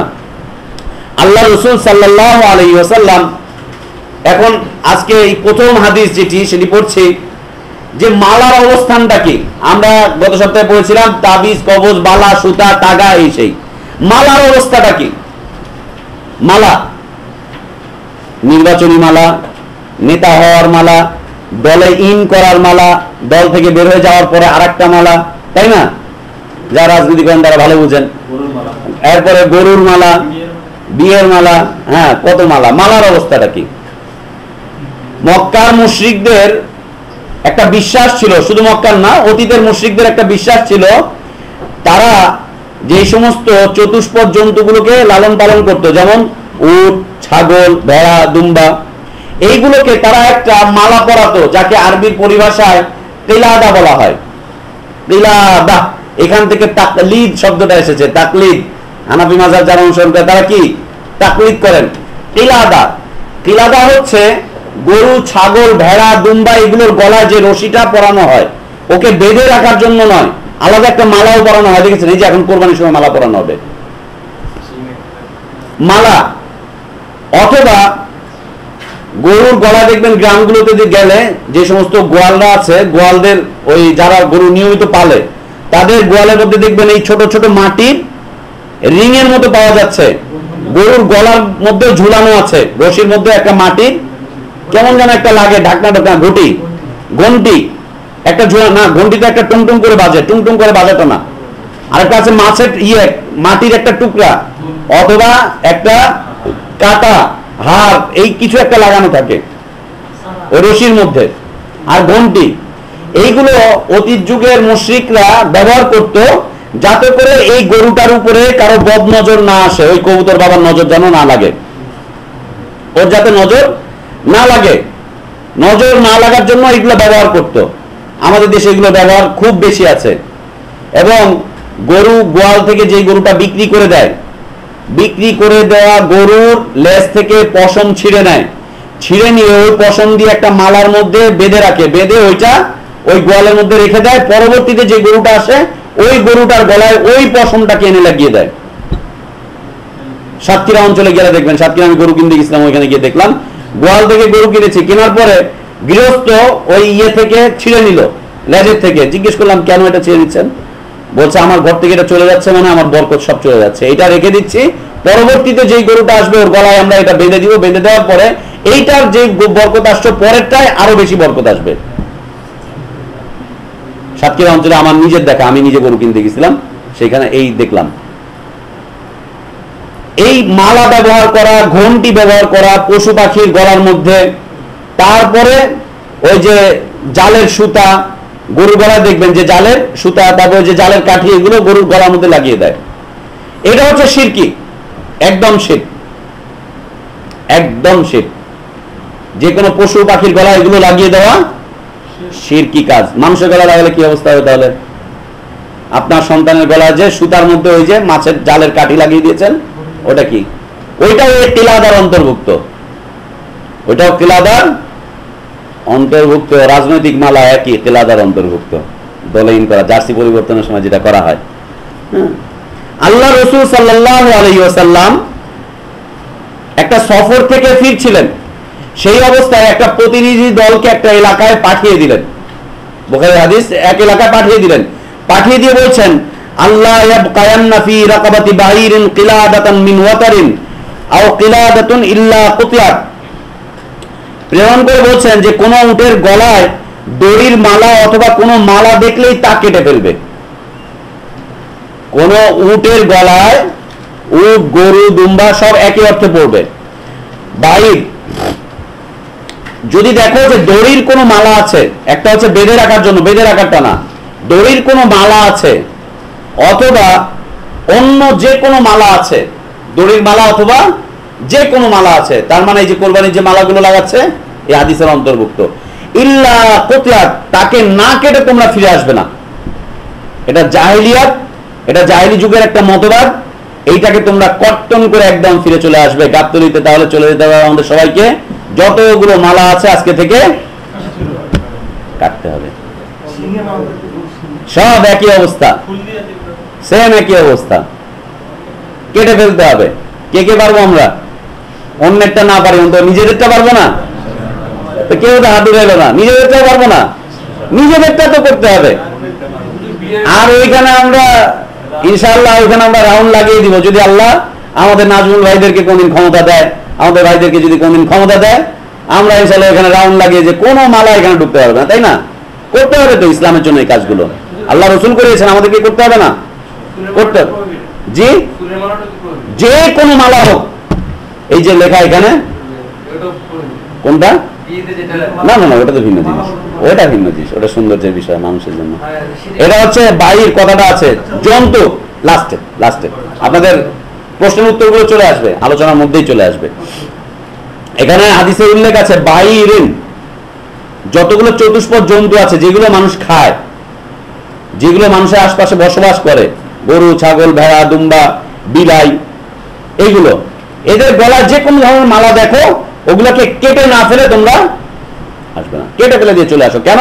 ওদের একটা বিশ্বাস ছিল এই মালাগুলো দিয়ে ওদের গোয়ালের মধ্যে বরকত আসে, এগুলো যেখানে থাকে এখানে নজর লাগে না, বদ নজর কাজে লাগে না, এই লাগে না সেই লাগে না, এই বিশ্বাস ছিল।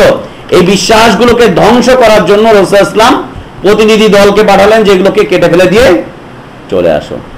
অতএব নিজের ঘরে যেটা আছে সেটা আমাদেরকে করতেই হবে, মানুষেরটা আমাদের এখন করার দরকার নেই, যদি পেরে যায় তাহলে ভিন্ন কথা। আপনার পাশে একজন বন্ধু আছে, ও মালা লাগিয়েছে, বল না দোস্ত এটা করার দরকার নেই, কেন করলি, ছেড়ে দে না, কি দরকার, এটা লাগিয়েই বা কি হবে। ওর প্রতি যদি তোর এত ভালোবাসাই থাকে তো কাগজের মালা কেন দিলি, গোলাপ ফুলের মালা দে। গরুকে কেউ গোলাপ ফুলের মালা পরায়? কাগজের 10 টাকা দামের মালা পরায়, তাও পেশাব টেশাব করে একটু পরে শেষ। গোলাপ ফুলের মালা দেয় এত ভালোবাসা থাকলে, বড় মিয়ার বড় গরু তো বড় মালা, বড় মিয়া দলে ইন করার পরে বড় মালা দেয় গোলাপ ফুলের, তো বড় মিয়ার বড় গরু তো বড় মালাই পাওয়া দরকার, তা পায় না। আল্লাহ রাসূল সাল্লাল্লাহু আলাইহি ওয়াসাল্লাম তিনি বলছেন যে ইন্নার রুকা ওয়াত তামাইমা ওয়াত তিওয়ালাতা শিরকুন, নিশ্চয় ঝাড়ফুঁক নিশ্চয় ঝাড়ফুঁক ওয়াত তামাইমা তাবিজ ওয়াত তিওয়ালাতা এবং ভালোবাসা তৈরি করার জন্য যেই তদবিরগুলো করা হয় শিরকুন, এগুলো সব হচ্ছে কি শিরক, সব শিরক। এখানে হাদিসে মূল কথা বলা হচ্ছে যে ঝাড়ফুঁক বলতে আমরা দুটা ভাগ করে নিয়েছি। বৈধ ঝাড়ফুঁকটা হচ্ছে হালাল, সেটা করা যেতে পারে, সেটার মধ্যে বরকত আছে, রাসূলুল্লাহ সাল্লাল্লাহু আলাইহি ওয়াসাল্লামের শেখানো দোয়া, কোরআনের একটা বরকত আছে, সেটা করা যাবে। কিন্তু শিরকি কথাবার্তা দিয়ে ঝাড়ফুঁক করা যাবে না। যে সমস্ত কথাবার্তা বোঝা যায় না তা দিয়ে ঝাড়ফুঁক করা যাবে না। এই সমস্ত ঝাড়ফুঁক, তাবিজ, কবজ এবং ভালোবাসা সৃষ্টি করার জন্য যে তদবির করা হয় এগুলো কি শিরকের অন্তর্ভুক্ত। ভালোবাসা তৈরি করার জন্য ভালোই তো করছেন। একটা মানুষের মন ভাঙা আর মসজিদ ভাঙা এক সমান, তাই মনটাকে আমরা জুড়িয়ে দিচ্ছি, কত ভালো কাজ। আর কি হাদিস, এটা তো পরে, এটা হচ্ছে আল হাদিস। কি হাদিস পরে, এটা আল হাদিস। মানুষের উপকার করতেছেন। দুইটা ছেলে মেয়ে আলাদা আলাদা, মনে কত কষ্ট, না পেলে আত্মহত্যা করবে, হ্যাঁ অন্য ঝুলাবে, আরেকজন গিয়ে গ্রিলের সাথে নাকি টেনে আত্মহত্যা করে, তো দুইটা মনকে একসাথে করে দিচ্ছেন। এটা কত বড় ইবাদত না, মসজিদ বানানোর চাইতে বেশি তো হবে এটা। আর এটা যদি আলাদা হয়ে যায় তাহলে মসজিদ ভাঙার মতো পাপ হয়ে যাবে। মসজিদ ভাঙাটাও তাও সওয়াবের কাজ, কিন্তু এটা করাটা হচ্ছে খুব খারাপ কাজ। অতএব লাগিয়ে দেন না একটু জোড়া, কত ভালো কাজ করতেছেন। পালিয়ে আপনার বন্ধু আর একটা মেয়ে, আর এক লোকের মেয়েকে ভাগিয়ে নিয়ে এসছে, আপনি উপকার করতে গিয়ে 3 দিনের জন্য আপনার রুমটা ছেড়ে দিলেন, কাজীর কাছে গিয়ে আপনি তার বাপ হয়ে গেলেন, আরেকজনকে নিয়ে গেলেন এটা আমার ভাই, ব্যাস বিয়ে দিয়ে দিলেন। মনে রেখেন হারাম কাজ করেছেন, হারাম কাজ করেছেন। ভাই বলছে জাল হাদিস, বাংলাদেশে এটা সহিহ হাদিস, বাংলাদেশে এটা সহিহ হাদিস। যারা প্রেম করে তাদের কাছে এটা সহিহ হাদিস, আপনার কাছে জাল হাদিস, অবশ্যই ঠিক আছে, ওদের কাছে এটা সহিহ হাদিস। তো এই ভালোবাসা সৃষ্টির জন্য যত কিছু করা হয় এগুলো সব কি শিরকের অন্তর্ভুক্ত।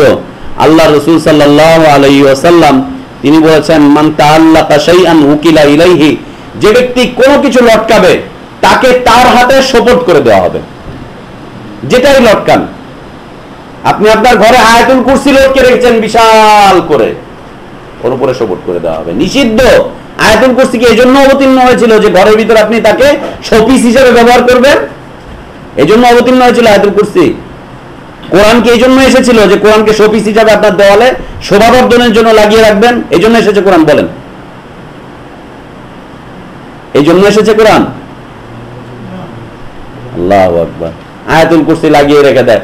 আয়াতুল কুরসি থেকে যদি কিছু গ্রহণ করতে হয়, আয়াতুল কুরসি পড়ে সেখানে অর্থ বুঝে সেখান থেকে শিক্ষা নিয়ে সেখান থেকে কিছু গ্রহণ করেন, শিক্ষা নিয়ে সেখান থেকে কিছু গ্রহণ করেন।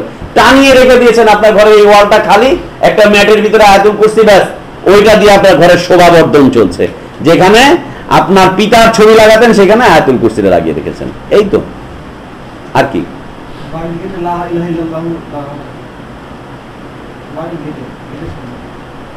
এগুলো কোনো প্রমাণ পাওয়া যায় না কোরআন হাদিসে যেগুলো ঝুলিয়ে রাখতে হবে। এগুলো ঝুলানোর কাজ না। লা ইলাহা ইল্লাল্লাহ ঝুলানোর কাজ না, লা ইলাহা ইল্লাল্লাহ দিয়ে কোনো কিছু করার কাজ না। কোরআনকে এভাবে ঝুলিয়ে রাখা হচ্ছে না, নিষিদ্ধ। আর কেউ কেউ তো আজমিরকে ঝুলিয়ে রেখেছে। মান তাআল্লাকা শাইআন উকিলা ইলাইহি, আজমিরের ছবি ঝুলিয়ে রেখেছেন, আল্লাহ আপনাকে আজমিরের দিকে ছেড়ে দিবেন, আল্লাহর হেফাজত থেকে বের হয়ে চলে যাবেন, আল্লাহর হেফাজতে আর থাকবেন না। তাবিজ লটকেছেন, তাবিজের উপর আপনাকে শপথ করে দেওয়া হবে। নেতার ছবি ঝুলিয়ে রেখেছেন, নেতার ছবির উপর আপনাকে শপথ করা হবে। সে আপনার আদর্শের নেতা হোক আর আপনার লোভের নেতা হোক। এখন নেতার ছবি লাগা সবাই লোভে পড়ে, যে ছবিটা থাকলে কিছু ফায়দা পাওয়া যাবে, ব্যবসা বাণিজ্য পাওয়া যাবে।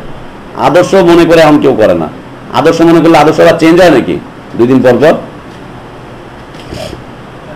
যে যেটা লটকাবে, মান তাআল্লাকা শাইআন উকিলা ইলাইহি, যে যেটা ঝুলাবে লটকাবে আল্লাহ তাআলা তাকে তার প্রতি সপোর্ট করে দিবেন, সেই দিকে সপোর্ট করে দিবেন, ওর মধ্যে চলে যাবে। এখন ঘরের ভিতরে আপনি ঝুলিয়ে রেখেছেন সিংহ মামার মাথা, অথবা কুমিরের মাথা, কুমিরের লেজ, অথবা হরিণের লেজ, হরিণের মাথা দেখছেন অনেক বাড়িতে, হরিণের মাথা ঝুলিয়ে রেখেছে, হরিণের চামড়া ঝুলিয়ে রেখেছে, এক একজন এক একটা ঝুলিয়ে রেখেছে। অমুসলিম ভাইয়েরা তারা তাদের দেব দেবীদের মূর্তিগুলোকে ঝুলিয়ে রাখে গেটে। হিন্দুদের বাড়িতে প্রবেশ করতে গেলেই দেখবেন গেটের উপরে ঝুলে আছে। আর বাংলাদেশের পীর সাহেবরা এখন তাদের ছবিগুলো দিয়ে দিচ্ছে। পীরের ছবি যদি দেখে যান, মানিকগঞ্জের পীর সাহেবের মুরিদদের প্রত্যেকের ঘরে পীর সাহেবের ছবি রাখা হচ্ছে, ওয়াজিব তাদের পক্ষ থেকে করে দেওয়া। মানিকগঞ্জের পীরের ঘরে ঢোকার সময় ঢুকেই প্রথম গেট থেকে ঢুকেছেন, প্রথমেই আপনার চোখটা পড়তে হবে পীরের দিকে। আর যখন বের হয়ে যাচ্ছেন তখন ওখান থেকে দেখে চলে যাবেন, চুমু দিয়ে যেতে হবে, তবে ঘরে বরকত আসবে, আপনারও বরকত আসবে। পুরোপুরি হিন্দুদের সাথে সাদৃশ্যপূর্ণ। বাংলাদেশের হিন্দুরা এইভাবে রাখে না, ইন্ডিয়ার কথা বলবেন না, বাংলাদেশের হিন্দুরা এইভাবে রাখে না। ইন্ডিয়া যাবেন, ট্যাক্সিগুলোতে উঠবেন, উঠেই দেখবেন, ট্যাক্সিতে উঠেই দেখবেন যে ওইখানে ওর দেবদেবী রয়েছে একবার সামনে ড্যাশবোর্ডের উপরে, উঠেই দেখবেন। কেউ মূর্তিকে রেখেছে, কেউ ছবিটাকে রেখেছে, সবকিছু রেখেছে। আর দেওয়ানবাগের মুরিদদের দোকানে দেখবেন, ওদের গাড়িতে দেখবেন, ওরাও সামনে ড্যাশবোর্ডে ছবিটাকে ঝুলিয়ে রেখেছে। ইয়া মোটা সোটা বিশাল পেটলা এমনি করে বসে আছে, লড়তে চড়তে পারে না। মান তাআল্লাকা শাইআন উকিলা ইলাইহি, যে ব্যক্তি কোনো কিছু লটকাবে আল্লাহ তাআলা তাকে তার উপরে সপোর্ট করে দিবেন, সে আল্লাহর হেফাজত থেকে বের হয়ে চলে যাবে। মুসলিম কোনদিন আল্লাহর হেফাজত থেকে বের হয়ে চলে যেয়ে থাকতে পারবে? কোনদিন থাকতে পারবে না। অমুসলিম থাকতে পারে, মুসলিম পারবে না। যেটাই লটকাবেন, ছবি লটকান, মূর্তি লটকান, তাবিজ লটকান, কবজ লটকান, যেটাই লটকান, চামড়া লটকান, বেল লটকান, যেটাই লটকাবেন আল্লাহ তাআলা আপনাকে তার উপরে সপোর্ট করে দেওয়া হবে। আর আল্লাহ ছাড়া অন্য কেউ হেফাজতের মালিক নন। আল্লাহ রাসূল সাল্লাল্লাহু আলাইহি ওয়াসাল্লাম একজন সাহাবীকে বলছেন, রুয়াইফিয়া নামক একজন সাহাবী, তাকে বলছেন, লাআল্লাল হায়াতা তাতুলু বিকা, আমি আশা করছি যে আল্লাহ তাআলা তোমাকে লম্বা হায়াত দিবেন, দীর্ঘ হায়াত পাবে, দীর্ঘ জীবন পাবে। যদি তুমি দীর্ঘ জীবন পাও, ফাখবিরিন নাস, তাহলে মানুষকে কথা জানিয়ে দিও, আন্না মান আকাদা লিহিয়াতাহু, যে ব্যক্তি দাড়িকে গিট্টু দেয়। দাড়ি গিট্টু দেওয়া লোক দেখছেন না? বিশেষ করে রাস্তায় ফকির আর মাজারিগুলো দেখা যায়, লম্বা দাড়ি গিট্টু দিয়ে রেখে দিয়েছে। কালকে আমাদের এলাকায় মাগরিবে সালাত পড়লাম মসজিদে, এক ফকির, ওরে আমি ছোটবেলা থেকেই দেখি, ওর বাড়ি আছে আর মিরপুরে 7 নম্বরের মিলবিটার সাথে সোনালী ব্যাংক আছে, ওই ব্যাংকে ওর অ্যাকাউন্ট আছে। আমি যখন ছোট, আজকে থেকে 20-22 বছর আগে, তখন ওর অ্যাকাউন্টের খবর জেনেছি। 20-22 বছর আগে ওই ফকিরের ওই সোনালী ব্যাংকের ওই ব্রাঞ্চে 7 নম্বরে ওই ব্রাঞ্চে ওর টাকা আছে 6.5 লক্ষ টাকা। এখনো সে ভিক্ষা করে বেড়ায়, বাড়ি টাড়ি করেছে, এই করেছে, সেই করেছে, দাড়িটাকে এইভাবে গিট্টু দিয়ে রেখে দিয়েছে। আমি ওকে কালকে জিজ্ঞেস করলাম যে তুমি এখনো ভিক্ষা করো, দাড়িটা গিট্টু দিয়ে কেন রাখছো? গিট্টু বলে এইটার বদৌলতেই তো বাইচা রয়েছি, গিট্টুর বদৌলতে বেঁচে আছে। এই যে হাদিস, যে ব্যক্তি দাড়িতে গিট্টু লাগায়, আন্না মান আকাদা লিহিয়াতাহু, যে ব্যক্তি দাড়িকে গিট্টু লাগাবে, আও তাকাল্লাদা ওয়াতারান, অথবা গলায় কোনো কিছু ঝুলাবে, আও তাকাল্লাদা ওয়াতারান, গলায় কোনো কিছু ঝুলাবে, যেটাই ঝুলাক, আও ইস্তানজা বিরাজিআই দাব্বাতিন আও আযামিন, অথবা শৌচকার্য ছাড়বে, ঢিলাকুলুক করবে ওই দিয়ে, পশুর বিষ্ট এবং হাড্ডি দিয়ে, গোবর দিয়ে অথবা হাড্ডি দিয়ে যে ব্যক্তি শৌচকার্য ছাড়বে, ফাইন্না মুহাম্মাদান বারিউম মিনহু, তুমি তাদেরকে জানিয়ে দিও মুহাম্মদ সাল্লাল্লাহু আলাইহি ওয়াসাল্লাম তাদের থেকে সম্পর্ক ছিন্ন করার ঘোষণা দিচ্ছেন। এই যে যতগুলো খাজা আছে দাড়ি গিট্টু দেওয়া, সবগুলোর সাথে মুহাম্মদ সাল্লাল্লাহু আলাইহি ওয়াসাল্লামের সম্পর্ক শেষ। যারাই গলায় মালা দড়ি ঝুলিয়েছে, যে কারণেই দড়ি ঝুলাক, মালা ঝুলাক, তাদের সাথে মুহাম্মদ সাল্লাল্লাহু আলাইহি ওয়াসাল্লামের সম্পর্ক শেষ। তাকলিদের মালা দিয়ে কি ঝুলালেন, আর সম্পর্ক কার সাথে জুড়লো আল্লাহ ভালো জানে আর আপনি ভালো জানেন। আর যে ব্যক্তি হাড্ডি দিয়ে ঢিলাকুলুক সারবে, তাদের সাথে মুহাম্মদ সাল্লাল্লাহু আলাইহি ওয়াসাল্লামের সম্পর্ক শেষ। হারাম কাজ করছে। আল্লাহ রাসূল সাল্লাল্লাহু আলাইহি ওয়াসাল্লাম বলেছেন, এখন কেউ যদি এটাকে কেটে ফেলতে পারে, এই মালা দেখেছেন কাটছেন, তাবিজ দেখেছেন কাটছেন। আমাদের একটা মিশন আছে, এই নাসির ভাই, এই ফয়সাল, এই আমাদের এই ভাই ব্রাদার, আমাদের একটা মিশন আছে, যেখানেই তাবিজ দেখো কাটো, যার হাতেই বালা দেখো কাটো, যার হাতেই সুতা দেখো কাটো। এমন কোন মাস পাওয়া যাবে না যেই মাসে এতগুলো তাবিজ আমাদেরকে নষ্ট না করা লাগে। প্রায় দিনই তাবিজ নষ্ট করা লাগে, প্রায় দিন তাবিজ আসে। মাঝে মাঝে আমার কাছে একটা ঢের জমা পড়ে যায়, বিভিন্ন মানুষ নিয়ে নিয়ে তাবিজগুলো জমা করে। তাবিজগুলো যে কি কাহিনী, সামনে আলোচনা আছে, সেখানে ওই তাবিজগুলো আপনাদের সামনে উপস্থাপন করবো যে কি কি তাবিজ আমরা উঠিয়েছি। এই এতদিন যেমন তো আপনারা জানতেন যে আরবিতে তাবিজ হয়, তারপরে ওই নকশা দিয়ে বেকাতারা করে, এই শব্দ দিয়ে, এটা দিয়ে, কোরআন দিয়ে। ইংলিশ তাবিজ দেখেছেন কোনদিন? ইংলিশ তাবিজ এসেছে আমাদের হাতে, ইংলিশ। শেক্সপিয়ারের কবিতা দিয়ে তাবিজ দিয়ে দিয়েছে। শেক্সপিয়ারের কবিতা তাবিজ আছে আমার কাছে, দেখাবো না আপনাদের। হ্যাঁ, শেক্সপিয়ারের কবিতা তাবিজ লিখে দিয়েছে। আর তাবিজটা হচ্ছে এক যুবক গিয়েছিল হুজুরের কাছে কিছু আনতে, হুজুর ওটা নিয়ে টাকা দিয়ে 1100 টাকা দিয়ে এটা দিয়ে যাও। আল্লাহু আকবার। তো কোন ব্যক্তি যদি এটাকে কাটতে পারে তাহলে কি হবে?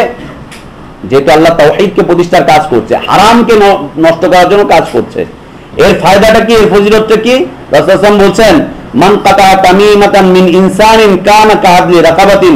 কোন মানুষ যদি কোন মানুষের গলা থেকে কোন তাবিজ কবজ কেটে ফেলতে পারে, তাহলে সে একটা দাস মুক্ত করার সওয়াব পেয়ে যাবে।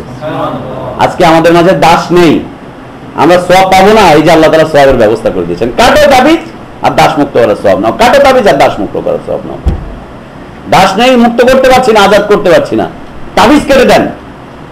কাটতে গিয়ে মারামারি দাঙ্গা হাঙ্গামা করার দরকার নেই। আপনার ছোট ভাইয়ের গলা আছে, কেটে দেন। আর আপনি যাকে পছন্দ করেন, চুপে চাপে যাকে চিঠি দিয়েছেন, ওর গলায় তাবিজ আছে, কেটে দেন। ও আপনাকে পাওয়ার জন্য একটা তাবিজ নিয়ে এসেছে, এখানে লুকিয়ে লুকিয়ে লেগেছে, ধরে কেটে দেন। ঠিক আছে? কাটতে গিয়ে তার সাথে গোপনে বৈঠক করেন, বৈঠক করে তারপরে কাটেন, নাকি এক হারামকে কাটার জন্য আর একটা হারাম করেন না, বলে দেন, খুলে ফেলেন। যেখানে আপনার ক্ষমতা আছে, যতটুকু আছে ততটুকু করেন, ক্ষমতার বাইরে কোনো কিছু করা জায়েজ নেই। ক্ষমতা যতটুকু আছে ততটুকু, আপনার যতটুকু দায় দায়িত্ব আছে ততটুকুর মধ্যে করেন, ইনশাআল্লাহ আল্লাহ তাআলা সওয়াব দিবেন। আর সাহাবায়ে কিরাম তাদের অবস্থানটা কেমন ছিল এই তাবিজ কবজ এই সমস্ত ব্যাপারে? মুসনাদে আহমদে হাদিসটা এসেছে, তারপরে আরো কয়েকটা হাদিসের কিতাবে হাদিসটা এসেছে। কানু ইয়াকরাহুনা তামাইমা কুল্লাহা মিনাল কুরআনি ওয়া গায়রিল কুরআন। তারা সকল প্রকার তাবিজ কবজকে অস্বীকার করতেন, অপছন্দ করতেন, সেটা কোরআন দিয়ে হোক অথবা কোরআন ছাড়া হোক। সকল প্রকার তাবিজ কবজকে সাহাবায়ে কিরাম কি করতেন? অপছন্দ করতেন, হারাম জানতেন তারা। সকল প্রকার তাবিজ কবজ এগুলো হারাম। এই তাবিজ কবজ হচ্ছে মানুষের অন্তর থেকে আল্লাহর ভয় ভীতিকে দূর করে নিয়ে মানুষকে মাকরুহের ভয় ভীতির দিকে ধাবিত করে দেয়। কবিরাজকে ভয় পায়, তাবিজকে ভয় পায়, জিনকে ভয় পায়, কিন্তু আল্লাহকে ভয় পায় না। যা তাবিজ কবজ ব্যবহার করে তাদেরকে দেখেন। 7 নম্বরে এক ভাই আছে বাবু, এক মহিলার তাবিজ কেটে রাতে আমাকে ফোন দিয়েছে, তখন বাজে হলো 11টা। বলছে ভাই মহিলার তাবিজ কেটেছি, কাটার পরে মুখ দিয়ে গেজা মাজা বেরোয়, অজ্ঞান ওইখানে পড়ে আছে। ভাই তাড়াতাড়ি বলেন কি করবো, তো পুলিশ আসবে এখন। আমাদের ছোট ভাই হয়, ও তাবিজ কেটেছে মহিলা, তাবিজ কাটার পর মুখ দিয়ে গেজা মাজা বেরোয়, ওখানে অজ্ঞান, ভয়ে জামাত তো এখন শেষ শেষ শেষ। আমি বললাম তুমি তাড়াতাড়ি করে সূরা ফালাক নাস পড়ে ফু দাও, আর মুখে একটু পানি টানি দাও, ঝাঁটা দাও, ঠিক হয়ে যাবে। তো মুখে পানি ঝাটকা মাটকা দিলে, একটু ফু দিলে, ফুটে দেওয়ার পরে মহিলা বলতেছে আমি তো মহিলাই যাবো যদি আপনি আমার এটা রাখেন। দেখেছেন বিশ্বাসটা কিসের উপরে? তাবিজটা না থাকলে সে মরে যাবে। তাওহীদকে বিনষ্ট করে ফেলছে। আর এইটা হচ্ছে মুসলিমদের এক শ্রেণীর মৌলবীদের রিজিকের পথ। মসজিদের ইমাম বিশেষ করে, এমন কোন ইমাম খুঁজে পাওয়া যাবে না যে ইমাম তাবিজ কবজ দিতে পারে না। যদি কোনো ইমাম তাবিজ কবজ দিতে না জানে তাহলে তার চাকরি ওখানে টিকবে না। কমিটির লোকজন বলবে আপনি কি জানেন? মিলাদ না পড়াতে পারলে ইমামতি ঠিক না, যে কি মিলাদ করেছেন। আমি যখন হেজ্জ শেষ করলাম, আমার চাচা, বড় চাচা জিজ্ঞেস করতেছে বাবা তোর হেজ্জ শেষ হয়েছে? হ্যাঁ চাচা শেষ হয়ে গেছে, মাশাআল্লাহ। এতদিন পর্যন্ত বাইরে থেকে হুজুর ভাড়া করে আইনা আমার সবার তো মিলাদ টিলাদ পড়ান লাগতো, এই সেই এখন তোরে দিয়ে মিলাদ পড়ান যাবো, আমার টাকাটা পয়সা দেবো। এখন আমার বলছে মিলাদ পড়াইতে, আমি বলে আমি তো পারম নাই না, সেই না, আমি তো এগুলো শিখি নাই। চাচা লাঠি একখান নিয়ে 6 নম্বর বাজার মাদ্রাসা গিয়ে প্রিন্সিপাল গেটের মধ্যে নক করছে। আমার ভাতিজা একদিনে লেখাপড়া করছে, মিলাদ শিখাইতে পারেন নাই, কোন কচুটা শিখাইছেন আমার বাচ্চারে? এতদিন লাগায়া কোন কচু শিখাইছে আমার বাইস্তারে? ইসলামী মাদ্রাসা বন্ধ করেন, বন্ধ করে দেন। মিলাদ শিখাইতে পারলেন না আমার বাইস্তারে, বাইরে থেকে হুজুর দিয়ে আমার মিলাদ পড়াই দেয়, আমার বাইস্তারে আমি মিলাদ মাদ্রাসা কিনলিয়া পড়াইলাম। ও কি আর হাফেজ হয়েছে? আমার কয় যে তুই কি হাফেজ হইলে তুই মিলাদ পড়াইতে পারিস না? মিলাদ ছাড়া মৌলবী চলবে না, তাবিজ কবর ছাড়াও মৌলবী চলে না। ইমান বিধ্বংস করে দিচ্ছে, ইমানকে শেষ করে দিচ্ছে। আল্লাহ তাআলা আমাদের ইমানে বরকত দান করেন, আল্লাহ আমাদের ইলমে বরকত দান করেন, আল্লাহ আমাদের তাওহীদে বরকত দান করেন, শিরিককে শিরিক বুঝে তাকে বর্জন করার তৌফিক দান করেন, তাওহীদকে ভালোভাবে জেনে বুঝে তাকে অর্জন করে তার উপরে অটল অবিচল থাকার তৌফিক আল্লাহ আমাদেরকে দান করেন। যার যে সমস্যা আছে আল্লাহ তাআলা সমস্যাগুলোকে দূর করে দেন। আমাদের অসুস্থ ব্যক্তিদেরকে আল্লাহ তাআলা সুস্থতা দান করেন। যার রিজিকে সমস্যা আছে আল্লাহ তাআলা রিজিকে বরকত দান করেন।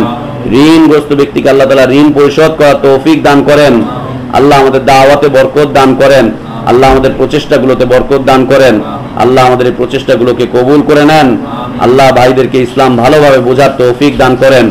অন্ধত্বকে কাটিয়ে ওঠার তৌফিক আল্লাহ তাআলা আমাদেরকে দান করেন। আল্লাহুম্মা আমিন ওয়া আখির দাওয়ানা আলহামদুলিল্লাহি রাব্বিল আলামিন। সাল্লাল্লাহু আলাইহি ওয়া সাল্লাম ওয়া বারাকা আলা নবিয়িনা মুহাম্মদ ওয়া আলা আলিহি ওয়া আসহাবিহি আজমাইন। সুবহানাকা আল্লাহুম্মা ওয়া বিহামদিকা আশহাদু আল্লা ইলাহা ইল্লা আনতা আস্তাগফিরুকা ওয়া আতুবু ইলাইক। আসসালামু আলাইকুম ওয়া রাহমাতুল্লাহি ওয়া বারাকাতুহু।